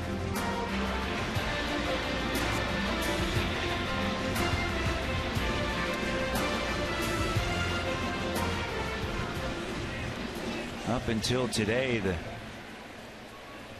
Jays are feeling like they're on a merry-go-round with the starters over the last 3, but Estrada has done a good job. And a nice play by Donaldson. Looks back Kinsler. Here's Victor Martinez. Martinez with a base hit on a changeup back at the bottom of the first inning, and then lined one to Donaldson to end the third, and that was when Cespedes was at second after doubling. Tigers thought for sure they had a run right there. A great play by Donaldson. He's made a couple of nice ones, and a check swing right back to Estrada. And that's going to do it for the bottom of the 5th inning, but not before 2 runs come across the plate for the Tigers. We go to the 6th, and a 5-run lead for your Jays.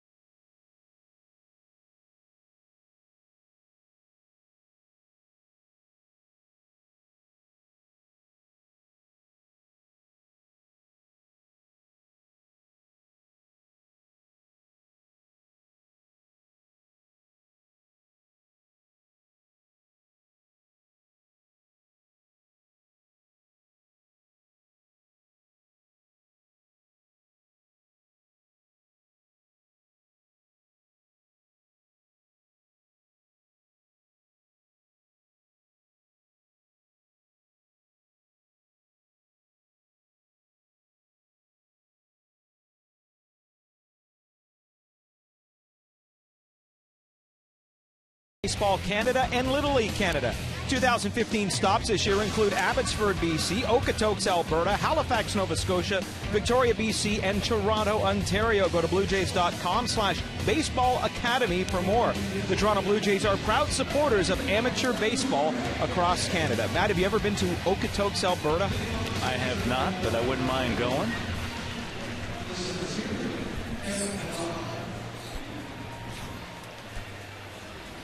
Drew Verhagen, right-hander, and you see his numbers in AA and AAA. Tabby, from Verlander to Verhagen, the big right-hander, Tigers number 4 draft pick out of Vanderbilt. Just in 2012, he is big, 6'6", 230 pounds. Fastball, decent breaking ball, a little bit of a changeup.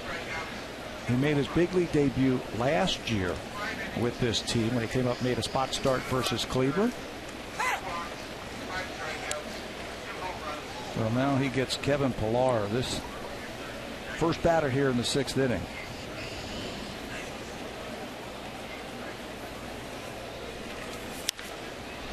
Pillar fouls it off to the right side. Verlander worked 5 innings in his 4th start of the season, 7 hits, 7 runs, all earned, 2 walks, 5 strikeouts, and 2 home runs. And he was successful with his off-speed stuff, but These fastballs to Bautista and Smoke, they got turned on. Yeah, he's not the same pitcher that we saw a few years ago. He's going through a change. Breaking ball at times was very good today. He showed a curveball and a slider. But you're right, they were turning on that fastball. Verhagen misses with one. It's 1-2.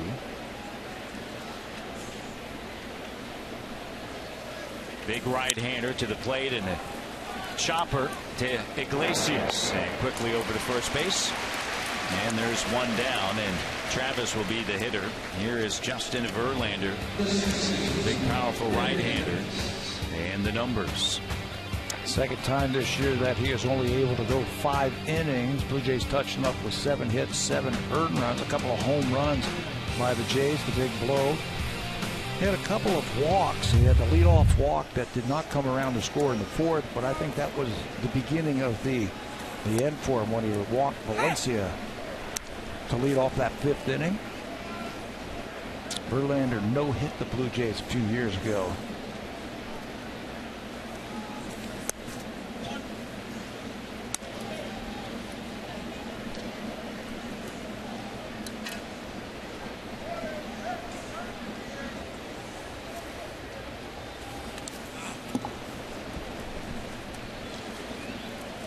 Pitch away, and the count 2-1 to Travis. Travis came through with a double in the 5th inning. Great at bat for him, down in the count against Verlander.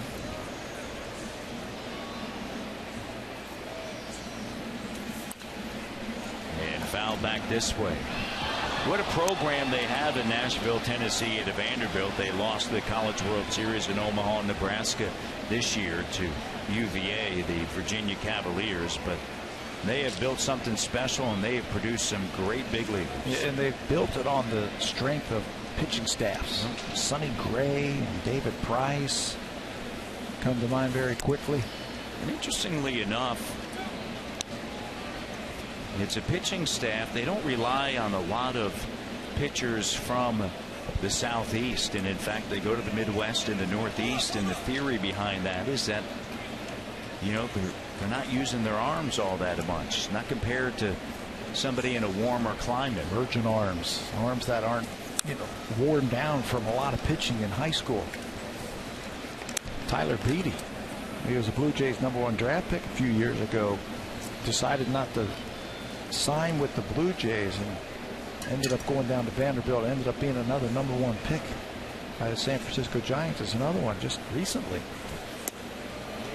Verhagen loses Travis. Travis with a walk, and that's going to bring up Reyes.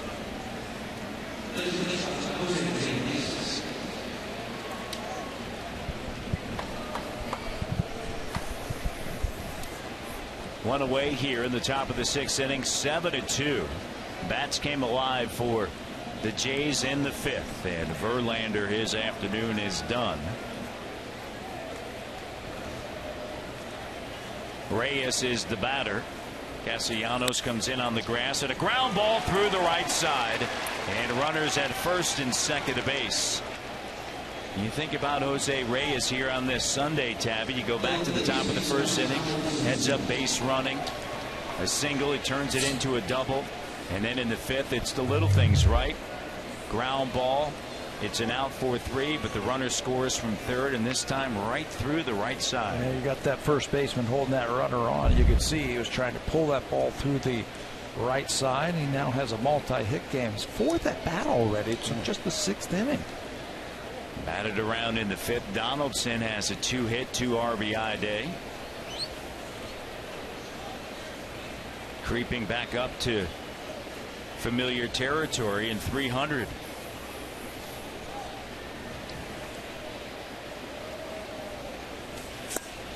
And the pitch is down low and away.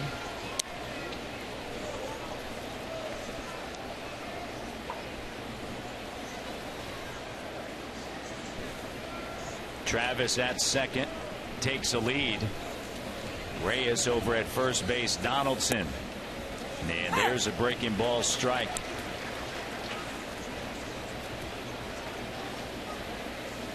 Bautista waits with one away.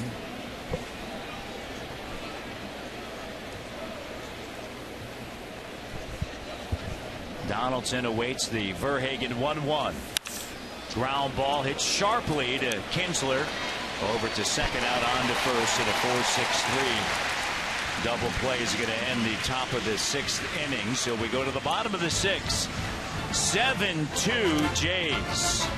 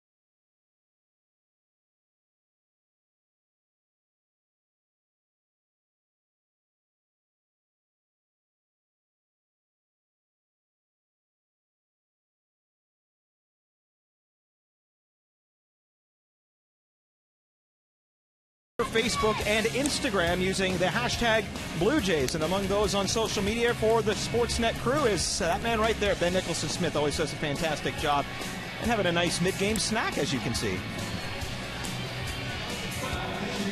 The day is done for Estrada, and Bo Schultz is on. The right-hander taking over for Estrada. He has pitched some pretty good baseball for the Blue Jays. Last worked on July the 2nd when they emptied the bullpen. He threw 2 innings in that game, and Bo had 4 strikeouts. Before that, he came in the Marco Estrada start and threw 2 1/3 innings, retired 7 of the 8 batters that he has faced. He has thrown strikes. He has kept the ball down. He's used a good fastball. So I think today, I think what John Gibbons is thinking about with Marco going 5 innings, if he can get 2 one more time from Bo Schultz, it'll make it a lot easier towards the back end of this ball game. Estrada 101 pitches. J.D. Martinez 22 home runs. He was 0 for 2 against Estrada, and Schultz to the plate. And this one hit down the right field line. Is it gone? It is gone. Number 23 for J.D. Martinez. You know, what were we talking about the last time that he was hitting, that he can hit the ball to right field as easy out of the ballpark as he can to left field. This time he got a little lucky, and I'll tell you what. Right down the line, the wall, there's cutouts in the wall, and all you have to do is get it over the yellow line. And with this ball right down the right field line, and there's a cutout right above the 330 sign, and that's where the ball landed. If it's 5 feet either way, it's off the wall for extra bases. You can see that cutout. Ends up being a home run. Avila swings and misses, and there is the cutout right there. Looked like it went right over that camera. Right down the right field line, number 23. He had 23 all of last year. What a groove he is in right now. 10 home runs in 13 games. J.D. Martinez talking about what Schultz has. He's got a good cutter. His fastball moves. It cuts away from the right-handers. He can make it sink, and he's got a little bit of a breaking ball. And he throws hard. Schultz, a right-hander from the belt. And there's 97 miles an hour pumped in there. Avila down in the count. Estrada, 5 innings, 5 hits, 2 runs, both earned a walk and 3 strikeouts. Avila hitless on the day. And a line drive base hit into right field. So Schultz has faced 2. And the Tigers with a solo home run and now a single into right field. And here comes Castellanos.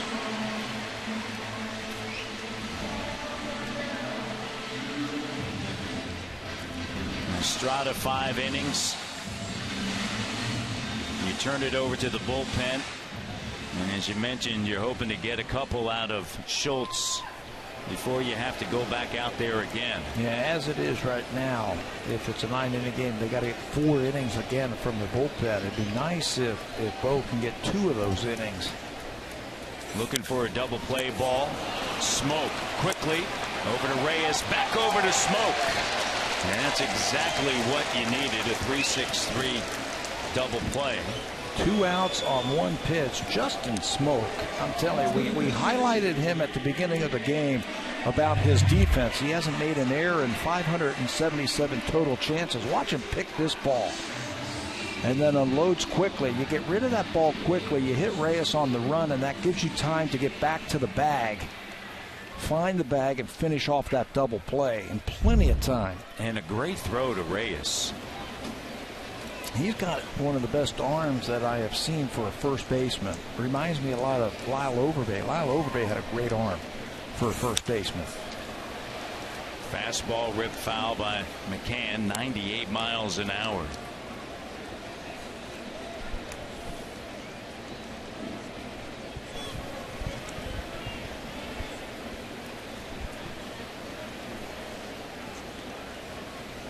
(7-3). Jays with a 4-run lead and a breaking ball that's hit high in the air to shallow center field, and Pilar calling everyone off. And that's the final out here at the bottom of the 6th inning. We head now to the 7th inning. Bautista, Encarnacion, and Smoke.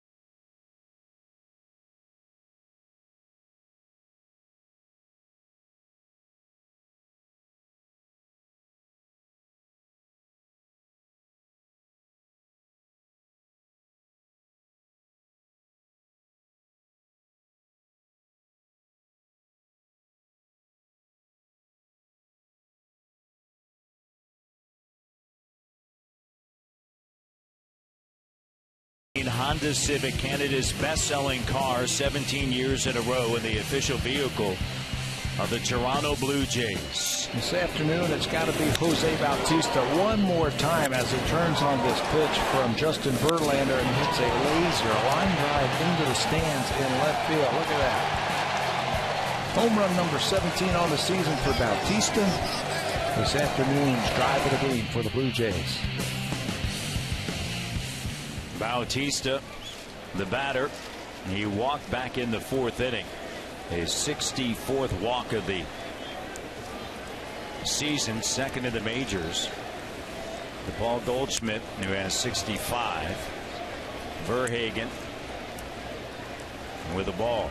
It was a neat at bat for Bautista because the first pitch he saw from Verlander, he swung as hard as he could and couldn't come up with it. Usually when you see guys do that, where they swing that hard and you know they're trying to hit a home run, they usually make an out, pop up, strike out, something like that. Just 2 pitches later, he drilled that ball to left field. And the pitch misses a little bit high and away. And he came out of his shoes in that first one. And then, as you mentioned, just that line drive right out there. I've hit a ball like that before. It was a golf ball. Oh, I was going to say BP. No, not a baseball. I've hit a golf ball like that before. That ball was hit hard. And the eye of Bautista earns another walk, his 65th of the season, and the second walk by Verhagen. That's going to bring up Encarnacion hitless here today.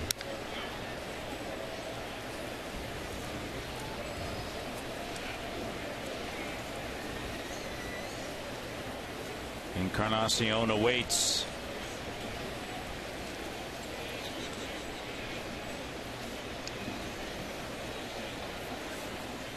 Bautista at first, and the pitch misses inside. The count 2-0. This guy's got a really good heavy sinking type of fastball. You can see, we mentioned it last time, he's 6'6", 230, and he really throws downhill. But against Jose Bautista and now Encarnacion, like a lot of other pitchers that we have seen this year, they're trying to make the perfect pitch. And you end up walking guys. You end up falling behind hitters, and then you got to come in there. He'd be better served if he just used that heavy sinking fastball aggressively just down, and he'll get outs. But right now he's struggling to throw a strike. And now Jose Iglesias is going to come in and talk to him, and Jeff Jones, the pitching coach. They see the same thing I see. Well, and it's 3-0, and you know Encarnacion, he can turn on it. You got to be careful here.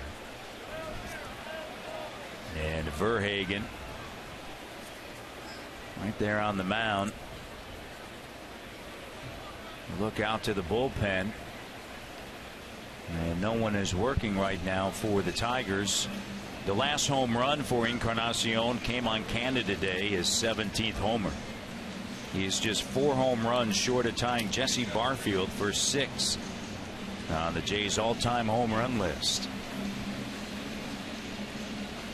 He's got a 3-0 count. Been in a little bit of a slump lately. Has not been able to get the ball out in front, catch it out in front, and drive it, as you see Alex Wilson start to warm up. And that pitch misses. So consecutive walks here in the top of the 7th. Well, when you have a first baseman, Matt, you want to see some power and you want to see some defense, and that's what we've seen from Justin Smoak this afternoon. After the Bautista home run, he followed this one up with this drive to right field, his 8th. And then the play of the inning last inning, turning this ball that looked like a sure base hit into a double play that really took the pressure off of Bo Schultz. He would finish off that inning. But first baseman, that's what they're supposed to do right there. Hit home runs and play great defense. He is 22 for his last 73 since May 16th. Making 17 starts over that time. The numbers right there, 8 home runs and 25 RBIs. That is in limited time. He is just doesn't have the at-bats, but if you put that through a full season and calculate that over a full season of 550, 600 plate appearances, that's 30 home runs and 100 RBIs. I think I'd take that from my first baseman. Absolutely.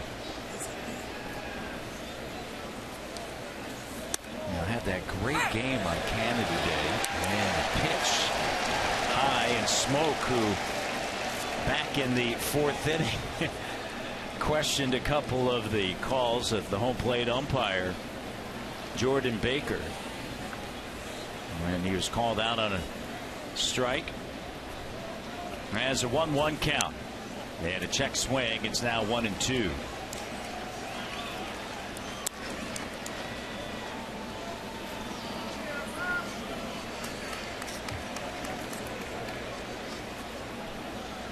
Nobody out, runners at first and second in a 4-run game. It'd be nice to tack on a couple more here for the Blue Jays.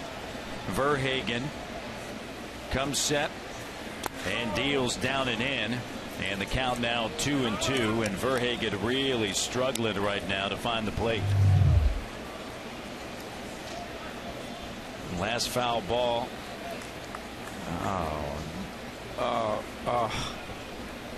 If I was the official scorer, I'd give 2 errors. No, you can't do that. In the air to left field, and this one twisting foul. And Smoke will return to home plate, and Batista's going to head back over to second, Encarnacion to first. Got to be ready over there for a foul ball, but can't blame the kid. He just didn't realize it was coming his way. He missed it. So did the guy in the hat. So I get 2 errors on 1 play.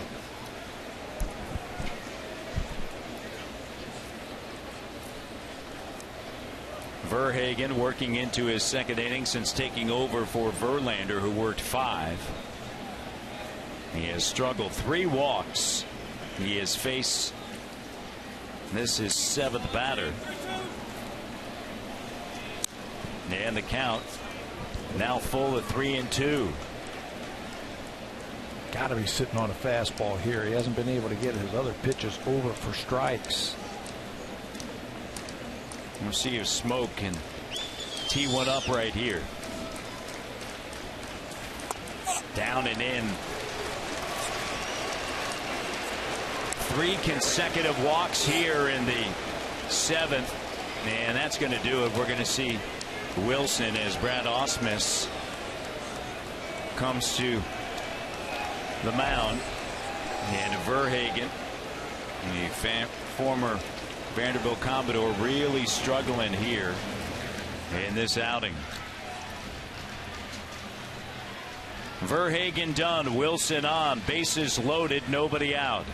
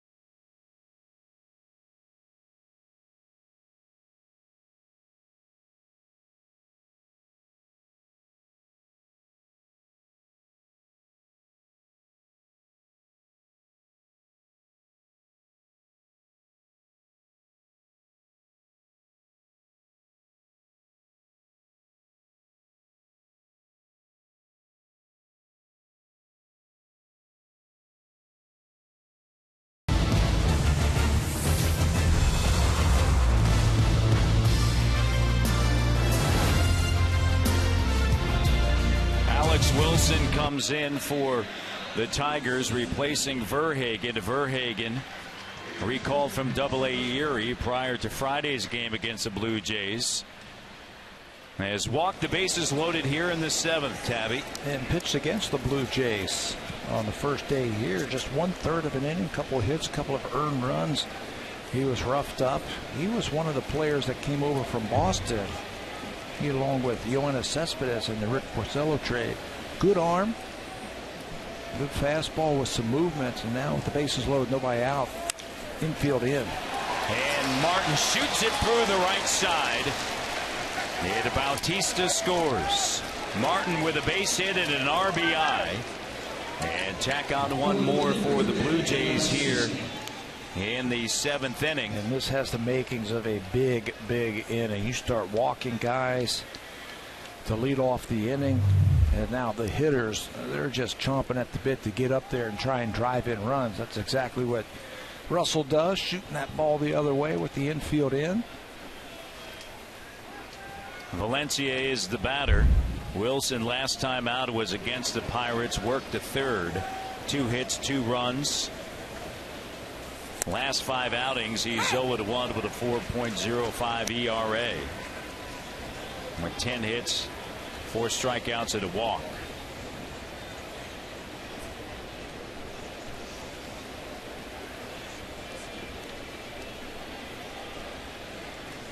Bases are loaded.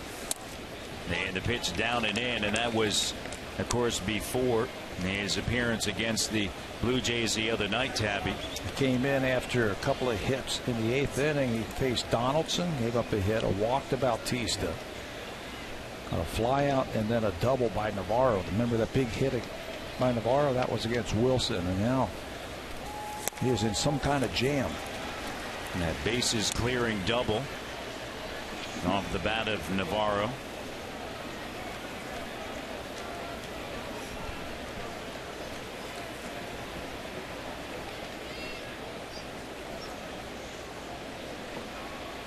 Big numbers for Valencia with the bases loaded.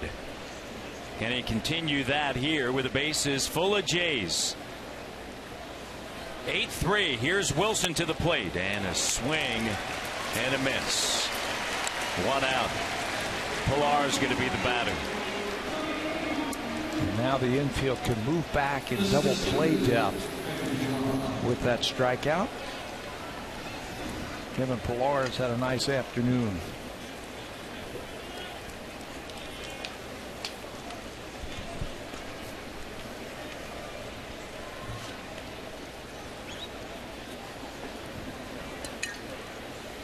Pilar popped out in the 2nd, single and a run scored in the 5th, grounded out in the 6th. That was against Verhagen. And this time against Wilson, in the pitch down low and away.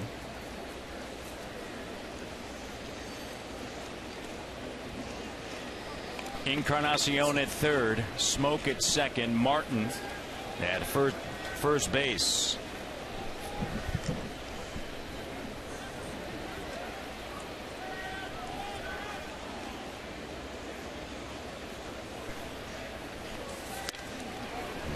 Pitch nearly grazed him. You know, it sounded like it might have hit him right there on the arm, but if you know Kevin Pilar, he's thinking about 2 or 3 RBIs. Listen to this one.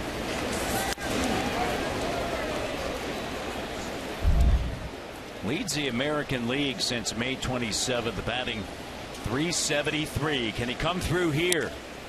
Ground ball. Castellanos to the plate, out. On to first, not in time.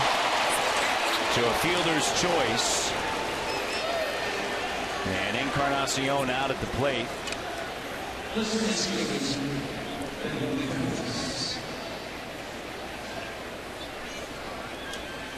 Not a bad move right there by Castellanos. Ball right at you, you go home. Ball to your left, you go around the horn. This is right at him. He does everything right. Makes a good throw. McCann makes a good throw, but Pilar is just fast.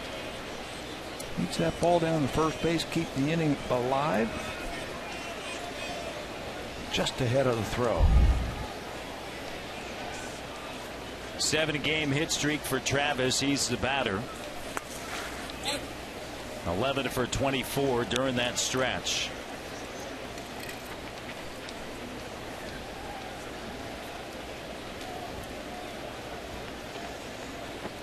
Bases still full. Smoke now at 3rd. Martin at 2nd. Pilar at 1st. And looped into right field for a base hit. 1 run in. And Smoke's going to score. They throw behind the runner. And now they're going to throw to second. And all the Jays are safe. Oh, boy, the Tigers really messed that out. It's a little bit of those. Well, they were thinking about sending the runner, but then Luis Rivera held him up, and Kevin Pillar was anticipating that they were going to send the runner. He was almost at third base when that ball was cut off. One more time, a little blooper into right field. One run's going to score. Ghost hits the cutoff man. Now, if the cutoff man looks to his left, there's nobody, and I mean nobody, on the Blue Jays close to second base. But when they go to first, it's too late to get Pillar, who hustles back to second base. Blue Jays now lead it 9-3. You can close the book on Verhagen. Reyes is the batter. The bases are still loaded. And this is the guy the Blue Jays want at the plate. 327 runners in scoring position. It's the highest on the team. He loves these situations right here. And the pitch outside for Alex Wilson. Verhagen works an inning, a hit, couple of runs. Both earned 4 walks and no strikeouts. Here in the top half of the 7th. Reyes looks at the pitch, and it's high. Look at this crazy play. Here comes Russell Martin. He gets the stop sign, so he has to slide to get back, and Pillar is almost at third base. Yep. If Avila catches the ball and looks up at second base, Blue Jays would have been out, but he throws behind the runner. By that time, that gives Pillar a chance to get back to second base. Base is still loaded. Reyes gets underneath it. And J.D. Martinez, now drifting into foul ground, is able to put that away, and that's going to end the 7th. But the Jays come through with 2 more. We go to the home half of inning number 7.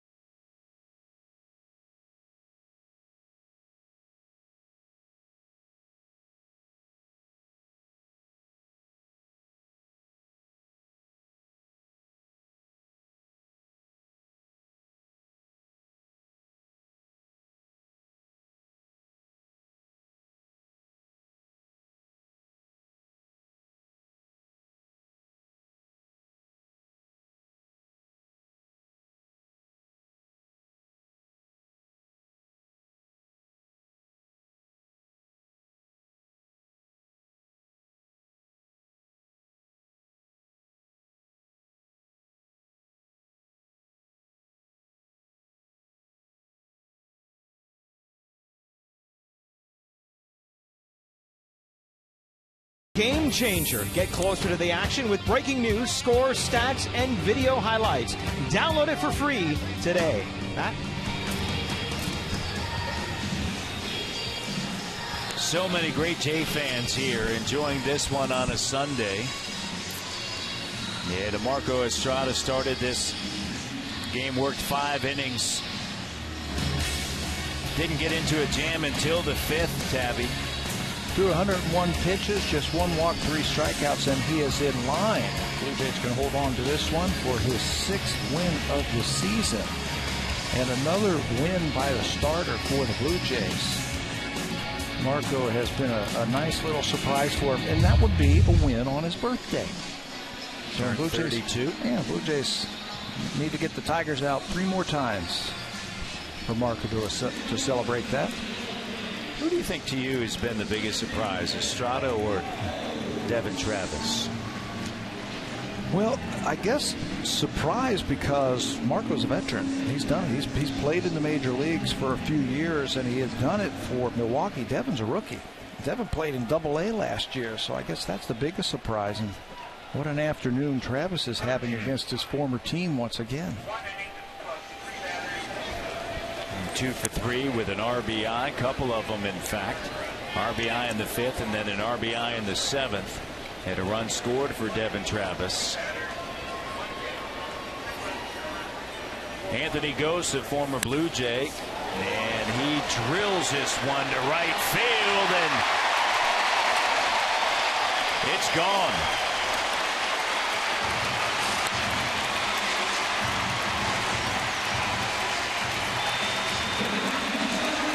Another solo home run. Just like the 6th inning that started that way with the J.D. Martinez home run to right field. Anthony Gose does the same thing. Always thought that he had some power in that swing, that if he could ever get that thing consistent, he's going to hit a few home runs. This is number 2 on the season. Fastball down and in. And Gose clobbers it to right field. Drops the barrel of the bat down, and it's now 9-4 with Iglesias. It's been the bottom third of the lineup. Outside of that J.D. Martinez solo shot in the 6th, McCann scored in that 7th hole after walking, and then Iglesias with a base hit, and he later scored.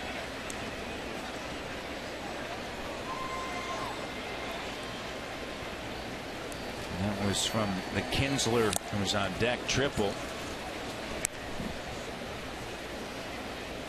Iglesias here in the bottom of the 7th inning.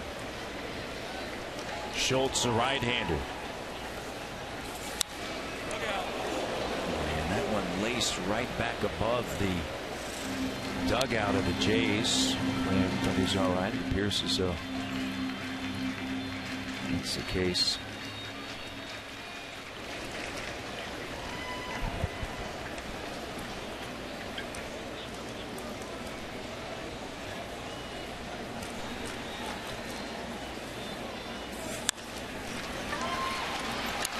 Big hop for Travis. And there's one away here in the bottom of the 7th. Let's check in with Jamie Campbell.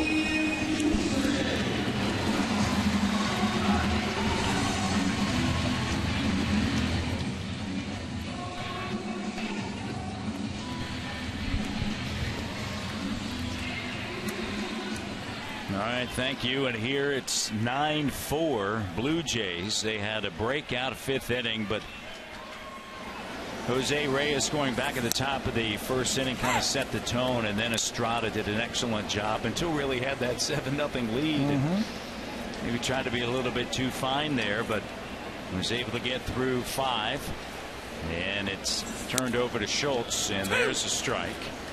And quickly now 0-2 to Ian Kinsler, who tripled and picked up 2 RBIs in the 5th. And Aaron Luke, the lefty, getting set. In the air to left field, and plenty of room and time for Valencia, and he's going to make the catch, and there are 2 away. If Schultz could just get rid of the leadoff batters, right? Pitch around those leadoff homers. But you know what? He's doing the right thing. You've got a big lead. You have to attack the strike zone. And if you give up solo home runs leading off the inning, that's going to happen. They could just as easily hit the ball right at somebody. But he's doing a good job, and it looks like he's going to try and finish off these 2 innings, which would really help out that bullpen. Right-hander dealing with Cespedes, and the pitch drifts inside. 5-run lead. 9 runs, 10 hits for the Blue Jays. 4 runs, 8 hits for the Tigers. And the count of 1-1 to Cespedes. Cespedes is 1 for 3. And with Kinsler at third last time up with just 1 away. He had a sharp grounder to Donaldson, who made a nice play and was able to look back Kinsler to third and then get Cespedes at first. And the pitch on the inside.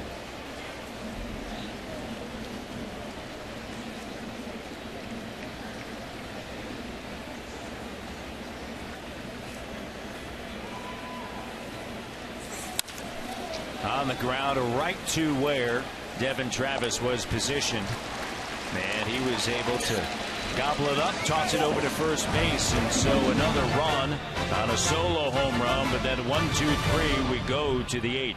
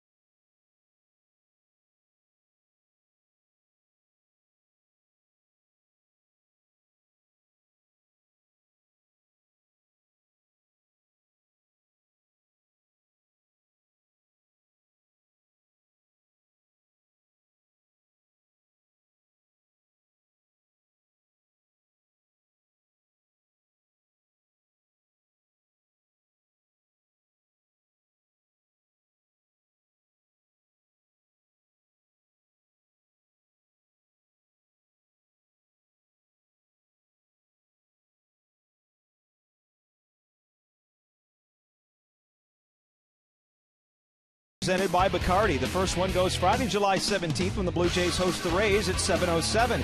Get to the ballpark early that day for our pregame festival outside Gate 10. Gates will open at 4:30. You can also enjoy a live performance by special guest Dean Brody in the licensed area. Go to BlueJays.com for more information. Matt? I appreciate it, Barry. Here on this fine Sunday afternoon getaway day for the Blue Jays as well as the Tigers. Tigers 4-4 during this homestand, and a new pitcher comes on for the Tigers. Blaine Hardy for the 35th time this season for the Tigers. First pitch swinging is Donaldson.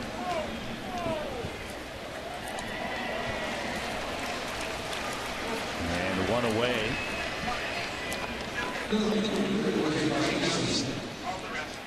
And Hardy, the only left-hander in the bullpen for the Detroit Tigers. He was a 22nd round draft pick of the Royals back in 2008. We'll get some work here this afternoon against the Blue Jays' best hitters. Donaldson, the first out. Here's Bautista and Encarnacion. Bautista hit his 17th home run. That was back in the 5th, and the left-hander Hardy to the plate off the end of the bat. Over to Avila. He's going to take it himself. And there are 2 down here in the top of the 8th inning as Encarnacion makes his way to the plate. The 2015 Honda Civic is Canada's best-selling car for 17 years in a row and the official vehicle of the Toronto Blue Jays.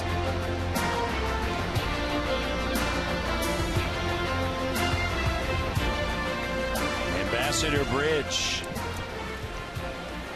connecting Detroit to Windsor.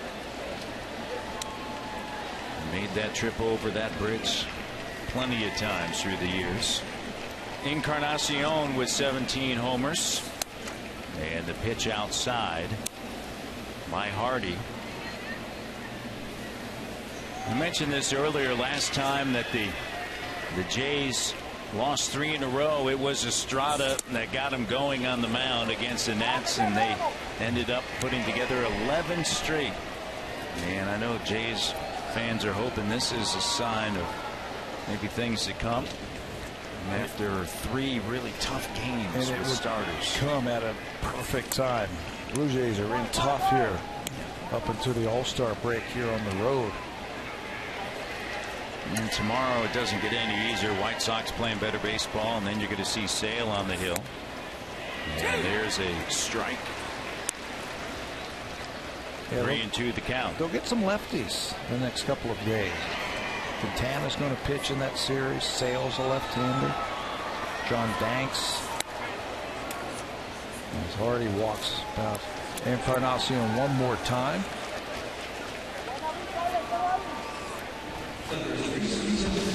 Here is the schedule. Wrapping up this one here today in Detroit, and then it's on to Chicago and Kansas City. The All-Star break. Of course, the All-Star starters will be announced tonight. Reserves tomorrow. And then it's home for 3 against Tampa before heading back out on the road in a stretch of 16 of 19 on the road that could really, tell the tale of the season. Yeah, I think the Blue Jays season will come into better focus over the next 3 weeks after those 19 ball games. Smoke drills this one into left field. Cespedes, though, going back, and he's able to make the catch. All right, time now for a Blue Jay Central update. Here's Jamie and Zani, guys.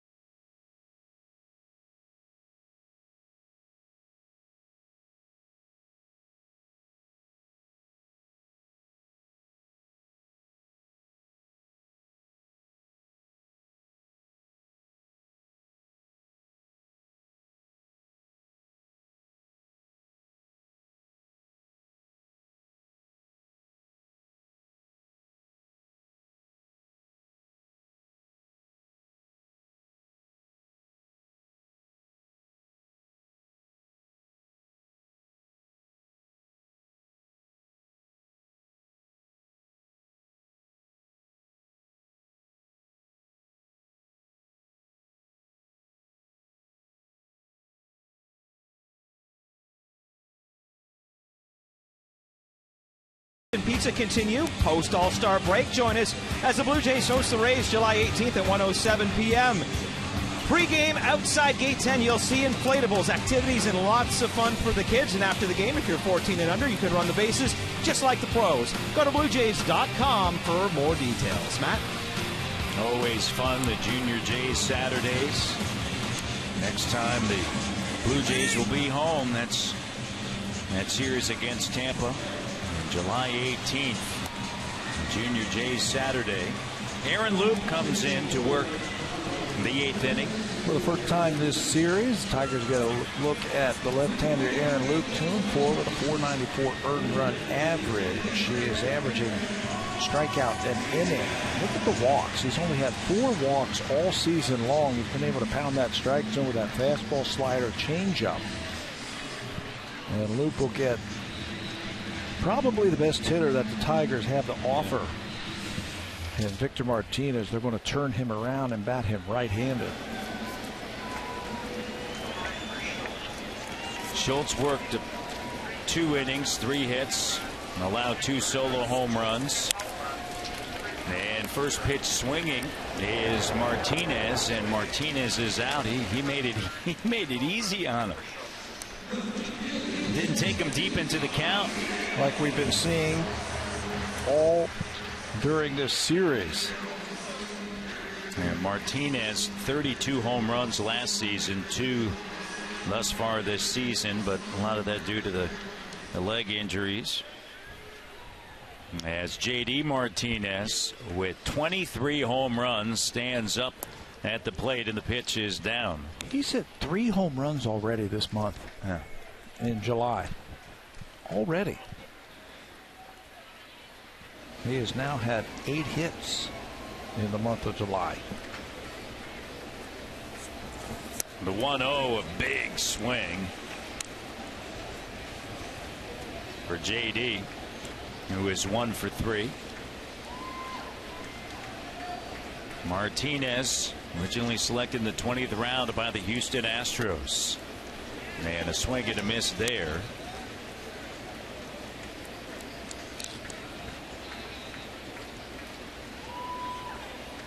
Loup has a sign, and here's a 1-2 pitch, down and in.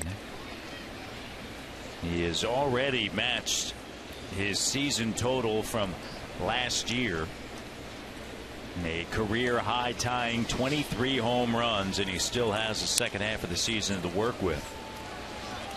And this is game number 81 for the Tigers. And they're going to lean on him, I think, a lot. They're really, at least over the next 6 weeks with Miguel Cabrera down, they're going to lean on him for production. 20 of his team high 55 RBIs in the last 11 games coming into this afternoon's action. And pitch just missing. And he's going to have to keep that pace up. He's going to have to drive in some runs. He's now going to back clean up for him.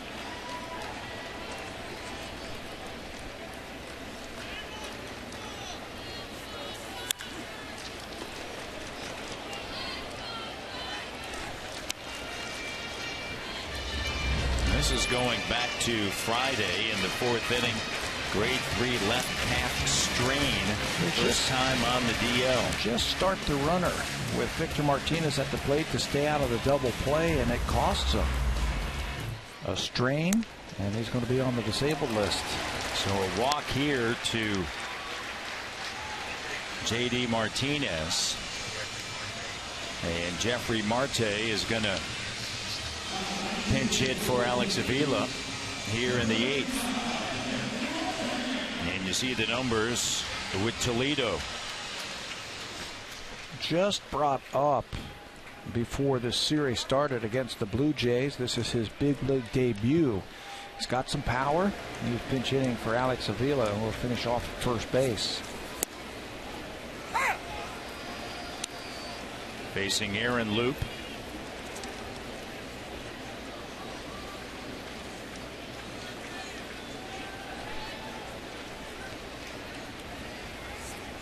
Martinez with a small lead over at first, as you would expect, and quickly now 0-2 the count.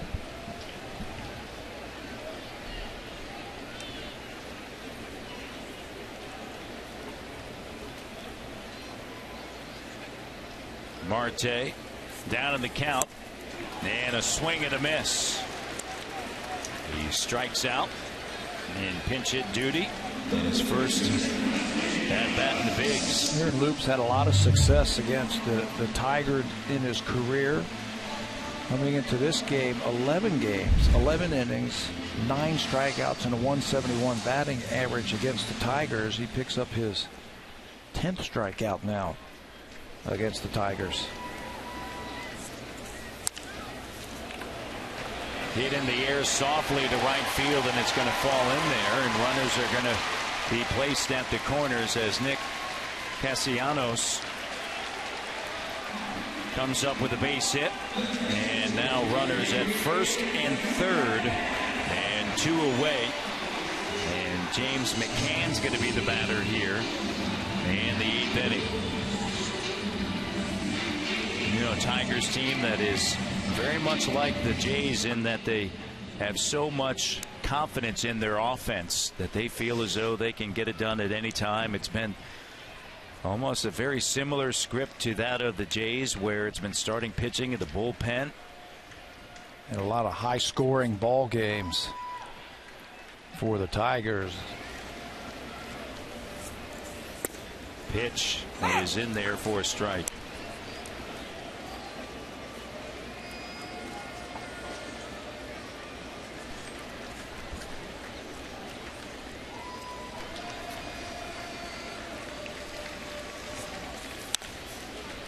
Fouled off to the right side.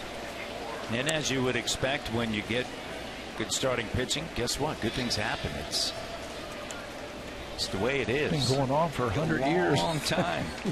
Roberto Osuna starts to get loose here for the Blue Jays in the 8th inning.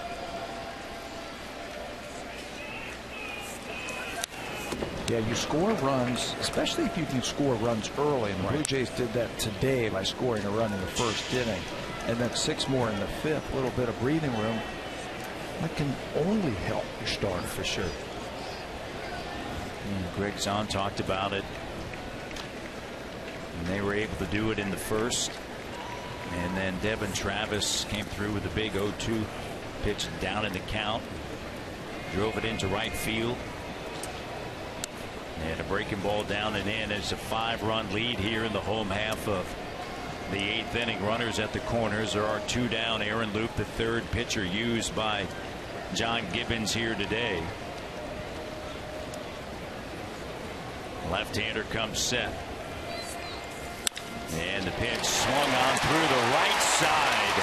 And a base hit. Runners at first and second. And the Tigers have scored now in 4 straight innings. 2 in the 5th, a run in the 6th, as well as the 7th, and a 1 here. And Rajay Davis, a familiar ball player to Jay fans, will make his way to the batter's box. First time that we have seen Rajay in this series, as he comes off the bench to pinch hit.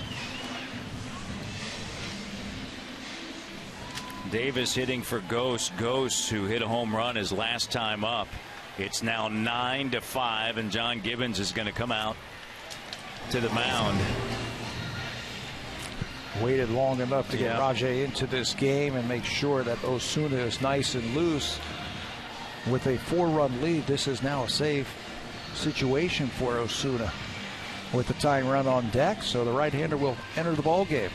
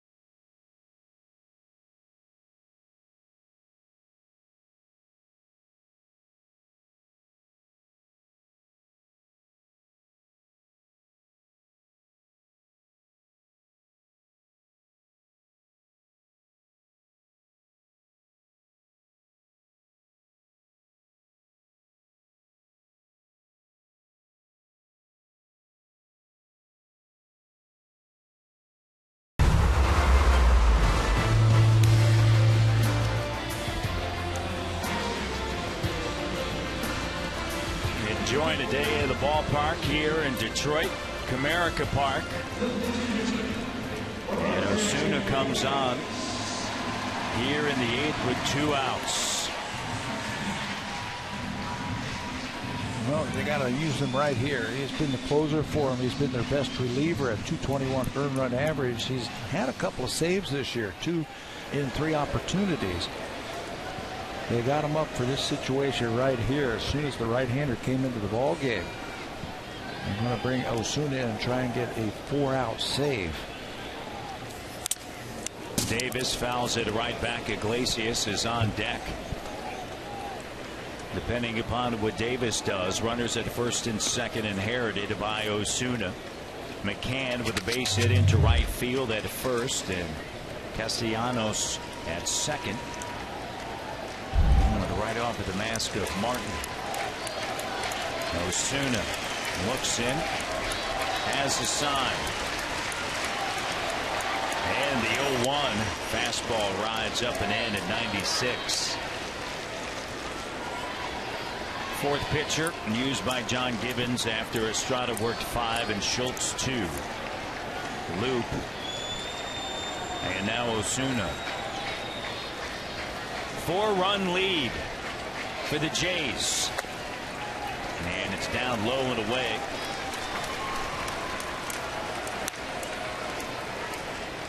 Davis wasn't biting on the slider.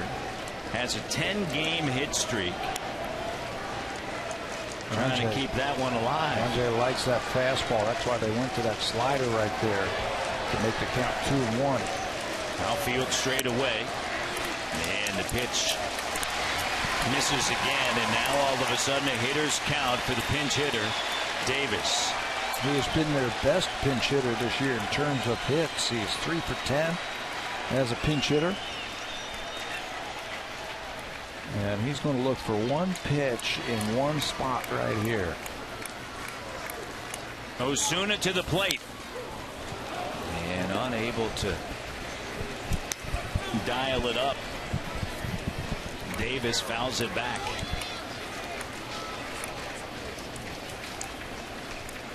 Iglesias on the batter's box, and Castellanos at second, over at first. McCann with a base hit and an RBI here in the 8th.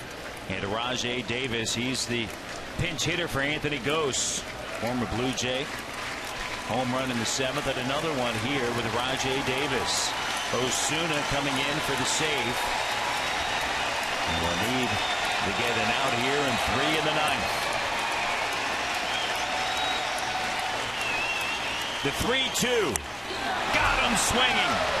And a big one as Davis chased that fastball high and away.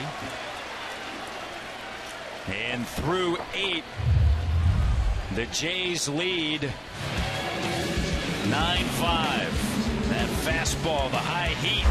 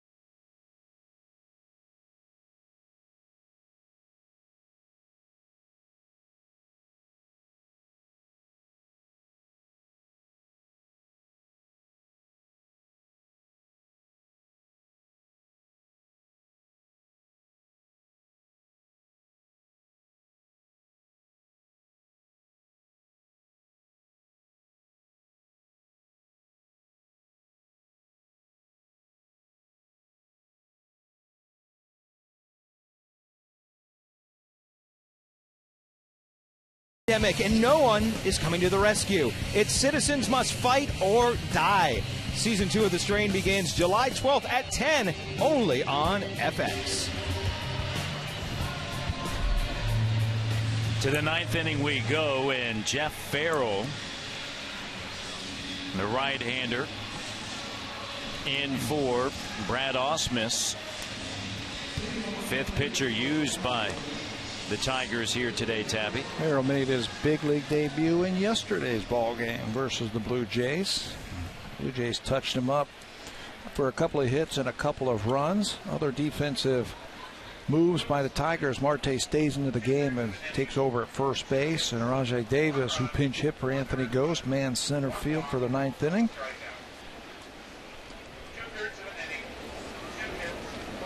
Well, the Blue Jays trying to hold on to this one as they head to the ninth inning with a 4-run lead.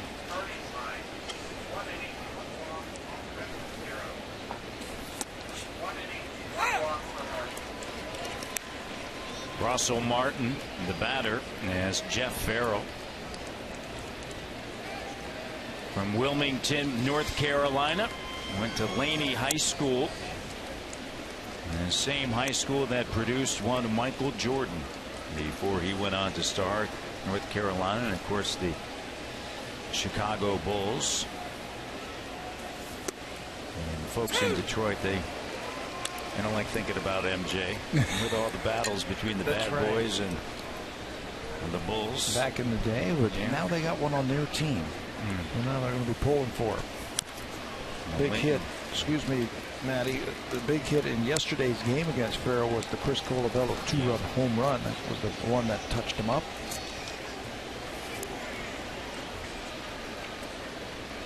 And the Laney High School product with a count of 1-2.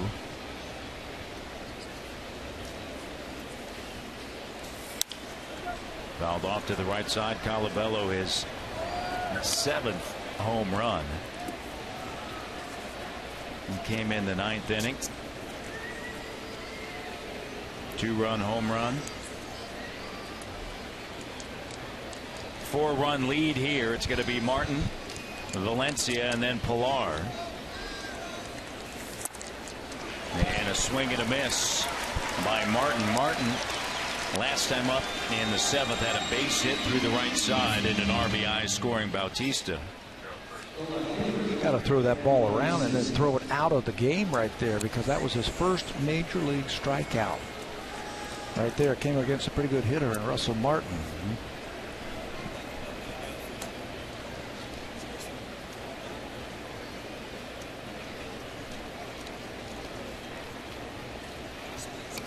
Farrell went to Pitt Community College in Winterville, North Carolina.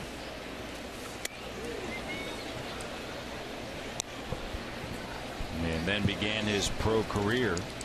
Valencia is the batter, as the Jays try to end this 3-game losing skid. Able to touch up Verlander today. Ron Gibbons trying to get out of town with a win and then go to the south side of Chicago for 4. In his 10-game road trip before the All-Star break. And he was able to get a quality start out of Estrada, who had a lead.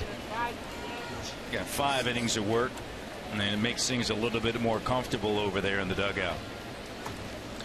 And hopefully the ride over to Chicago and get a little momentum, as you're going to be out in tough tomorrow against Chris Sale. Valencia down the line and left, and he's going to take a turn and head to second base with a 1-out double.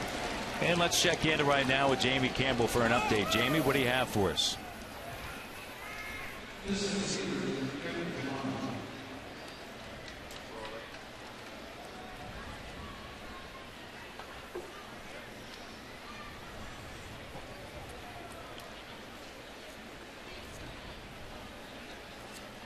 Here it is, 9-5 at the top of the ninth inning. Valencia at second. Farrell, the right-hander, working with McCann.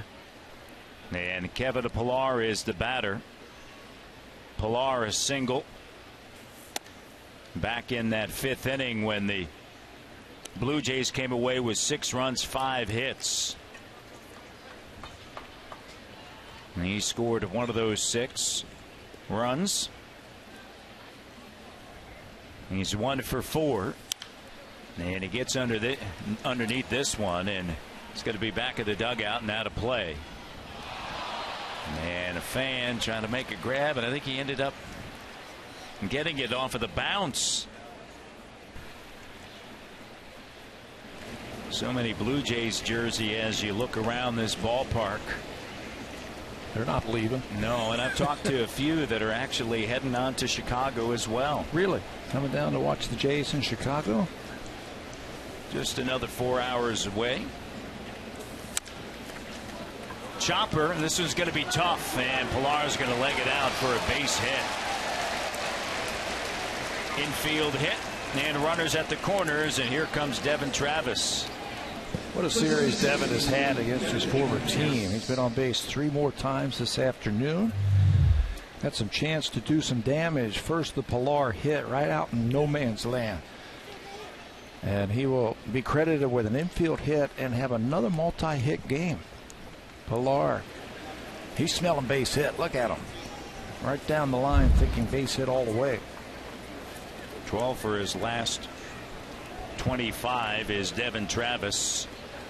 7-game hit streak. 7 home runs in his first 86 at-bats. Over his last 79, he has not hit one. It is now the time as Farrell checks in on Pillar over at first base.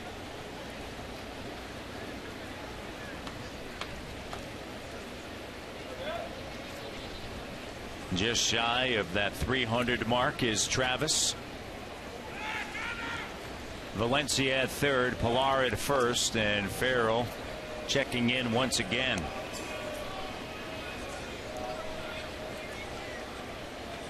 Rajay Davis taking over for Ghost in center. Has Travis played toward the gap in right center field. Wind blowing in from right field as Travis fouls this one back. So great to get him back, Devin Travis. Oh, yeah, what a job he has done with the bat and the glove. You know, as a young player, you get off to the kind of start that he did. He had a great month of April, and then the injury to his shoulder. He wanted to keep playing. He wanted to keep producing out there. This was finally his chance in the big leagues to do something. And then he tried all the way up until May 16th, and then that shoulder was bothering him too much, and he had to go on the disabled list. And I know as a young player, you are just, you know, you're chomping at the bit to get out there. You don't want to lose your spot. John Gibbons did a good thing. He announced to the media, he said, when Devin Travis gets back, and if he's healthy, he's my second baseman. So that erased all kind of doubts in his mind about having to overplay or do a little bit too much to try and get your job back. You've seen that happen with young guys. Come back and try and do too much to get that job. Devin was going to be their second baseman when he was ready, and he has proved that he's healthy. Absolutely.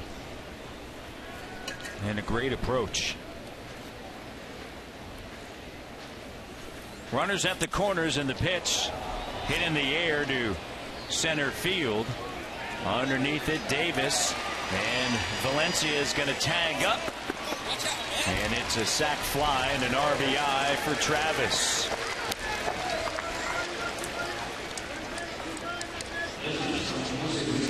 So Travis with another RBI, and that's his third of the game. What a series he's had. He had a hit here on Friday. He had a multi-hit game yesterday. It was on base 3 times. He was on 3 times on base this game, and then caps it off with that sacrifice fly. The day all started really with Jose Reyes, Tabby, when he was able to. Reyes tees this one up. Is it fair or foul? It is curving foul. When he was able to make that big turn at first and realize that the ball was being misplayed just a little bit, and he went in there for a second, got a double, and set the tone. Yeah, set the tone for the whole afternoon, I thought, for the Blue Jays. Pilar at first, 2 away. Reyes, he awaits. Farrell deals off the end of the bat. Castellanos able to curve over toward the line and make the grab as Castellanos catches the final out of the top of the ninth. We go to the bottom of the ninth.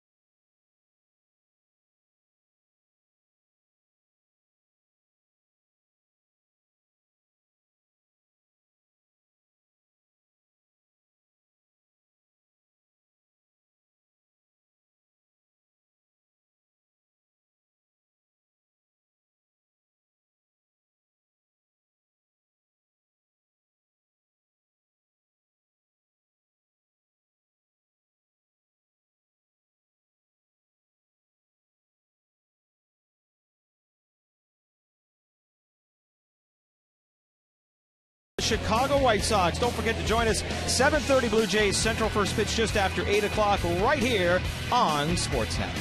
Matt? We look forward to that tomorrow. Mark Burley back in Chicago, and right here it's 10-5 as we go to the bottom of the ninth inning. And Osuna came in the 8th inning, and he struck out Rajay Davis chasing a high fastball. And the right-hander deals down low and away. Iglesias back to the top of the order. Kinsler and Cespedes.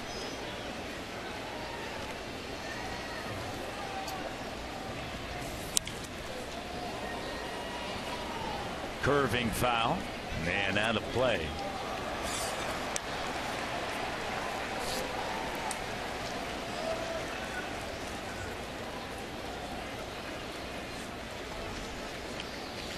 Right-hander got out of that jam in the 8th inning when he came in, when McCann was at first and Castellanos was at second. Down low and away. Breaking ball and count 2-1. They're just going to play Iglesias to right field. They don't think he can get around on that good fastball from Roberto Osuna. Just keep pounding it in there until he proves that he can hit it.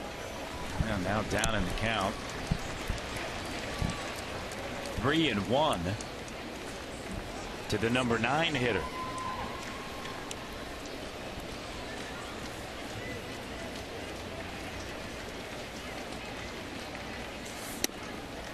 There's a strike poured in, and it's 3-2.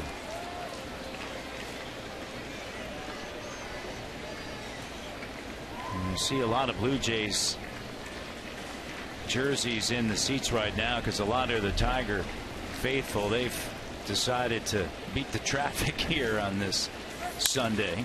Ground ball back through the middle and a base hit.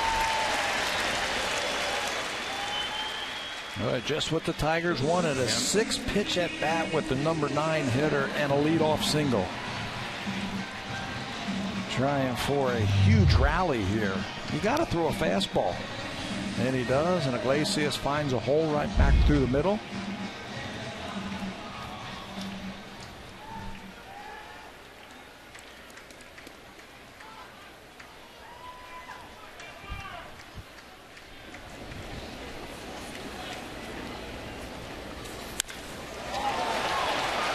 Kinsler in the air, right center field coming over, and Pilar calls off Bautista and throws behind the runner. Iglesias over at first, and there's one away here. Saw some miscommunication a little bit earlier. By that time, Pilar taking command all the way. Yeah, and since that time, he's been waving off the fielder saying that I got that ball. That ball right to his glove side, and a nice play by Pilar for the first out. So one down, and Cespedes is the batter.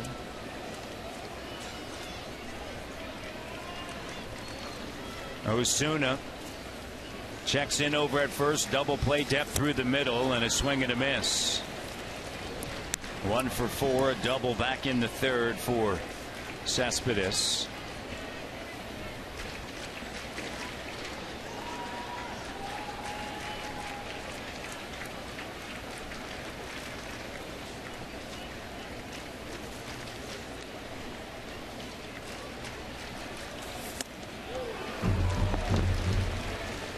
Osuna now ahead in the count, 0-2.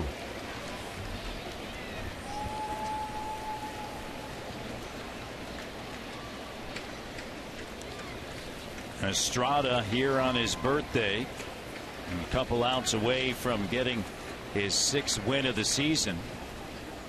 And over his last 7 starts, he's going to improve to 5-1 if Osuna can do his job. Osuna is a rookie, and the Tigers have never faced him before, so they don't know that he's got that blazing fastball. So he can take this ball, I think, upstairs to Cespedes and try and finish him off. High fastball. Cespedes is a free swinger. Let's see what he has in store. 0-2 the count. There it is, and Cespedes decides to lay off of it. It was just a little bit too high. If that thing was down just a little bit more, I think he would have offered at it.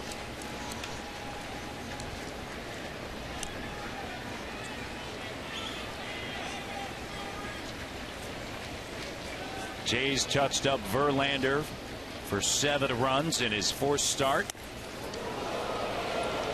And he's coming back from a right tricep strain. And through 4 innings, he looked strong. Yes, he did give up a run, but had 5 strikeouts. Breaking ball was really working for him. He was using that early, just missing some of the other pitches. And leadoff walk to Valencia really hurt him in the 5th. And Jays didn't let up. Cespedes fouls this one back. And the Jays, unlike the last couple of games, they didn't wait around. I mentioned this earlier in the game. 9 runs coming into today's contest, but 8 of them scored in the 8th and 9th. So they decided to get some work done early for John Gibbons.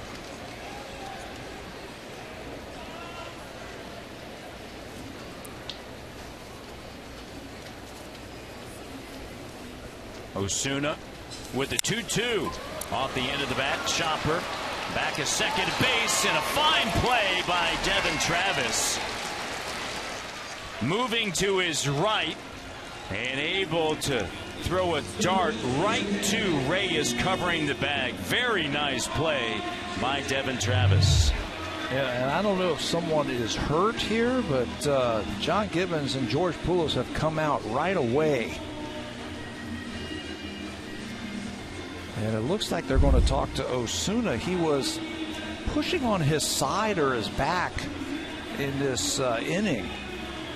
Here you can see him trying to. He was pointing to his back. I saw him a couple of times kind of push on that side there. So I wonder if his leg or his back or his side is bothering him.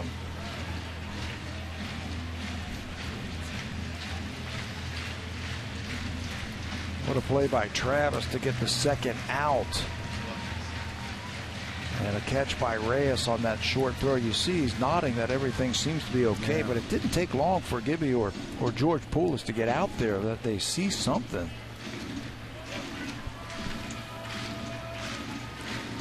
Victor Martinez is the batter here.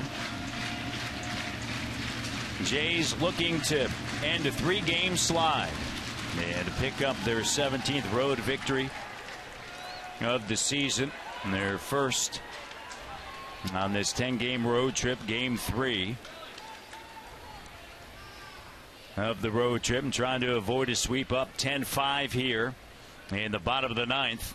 And Victor Martinez swings, and a ground ball, smoke, able to gobble it up and over to first base, and that's going to do it. The Jays come away with the victory. Their 43rd of the season. They end a 3-game slide. They got early run support. And then on his 32nd birthday, Marco Estrada does the job at 5 innings, Tabby. Had a much needed win for the Blue Jays. They're heading into Chicago and then Kansas City. They needed this one on getaway day. They got exactly what they needed.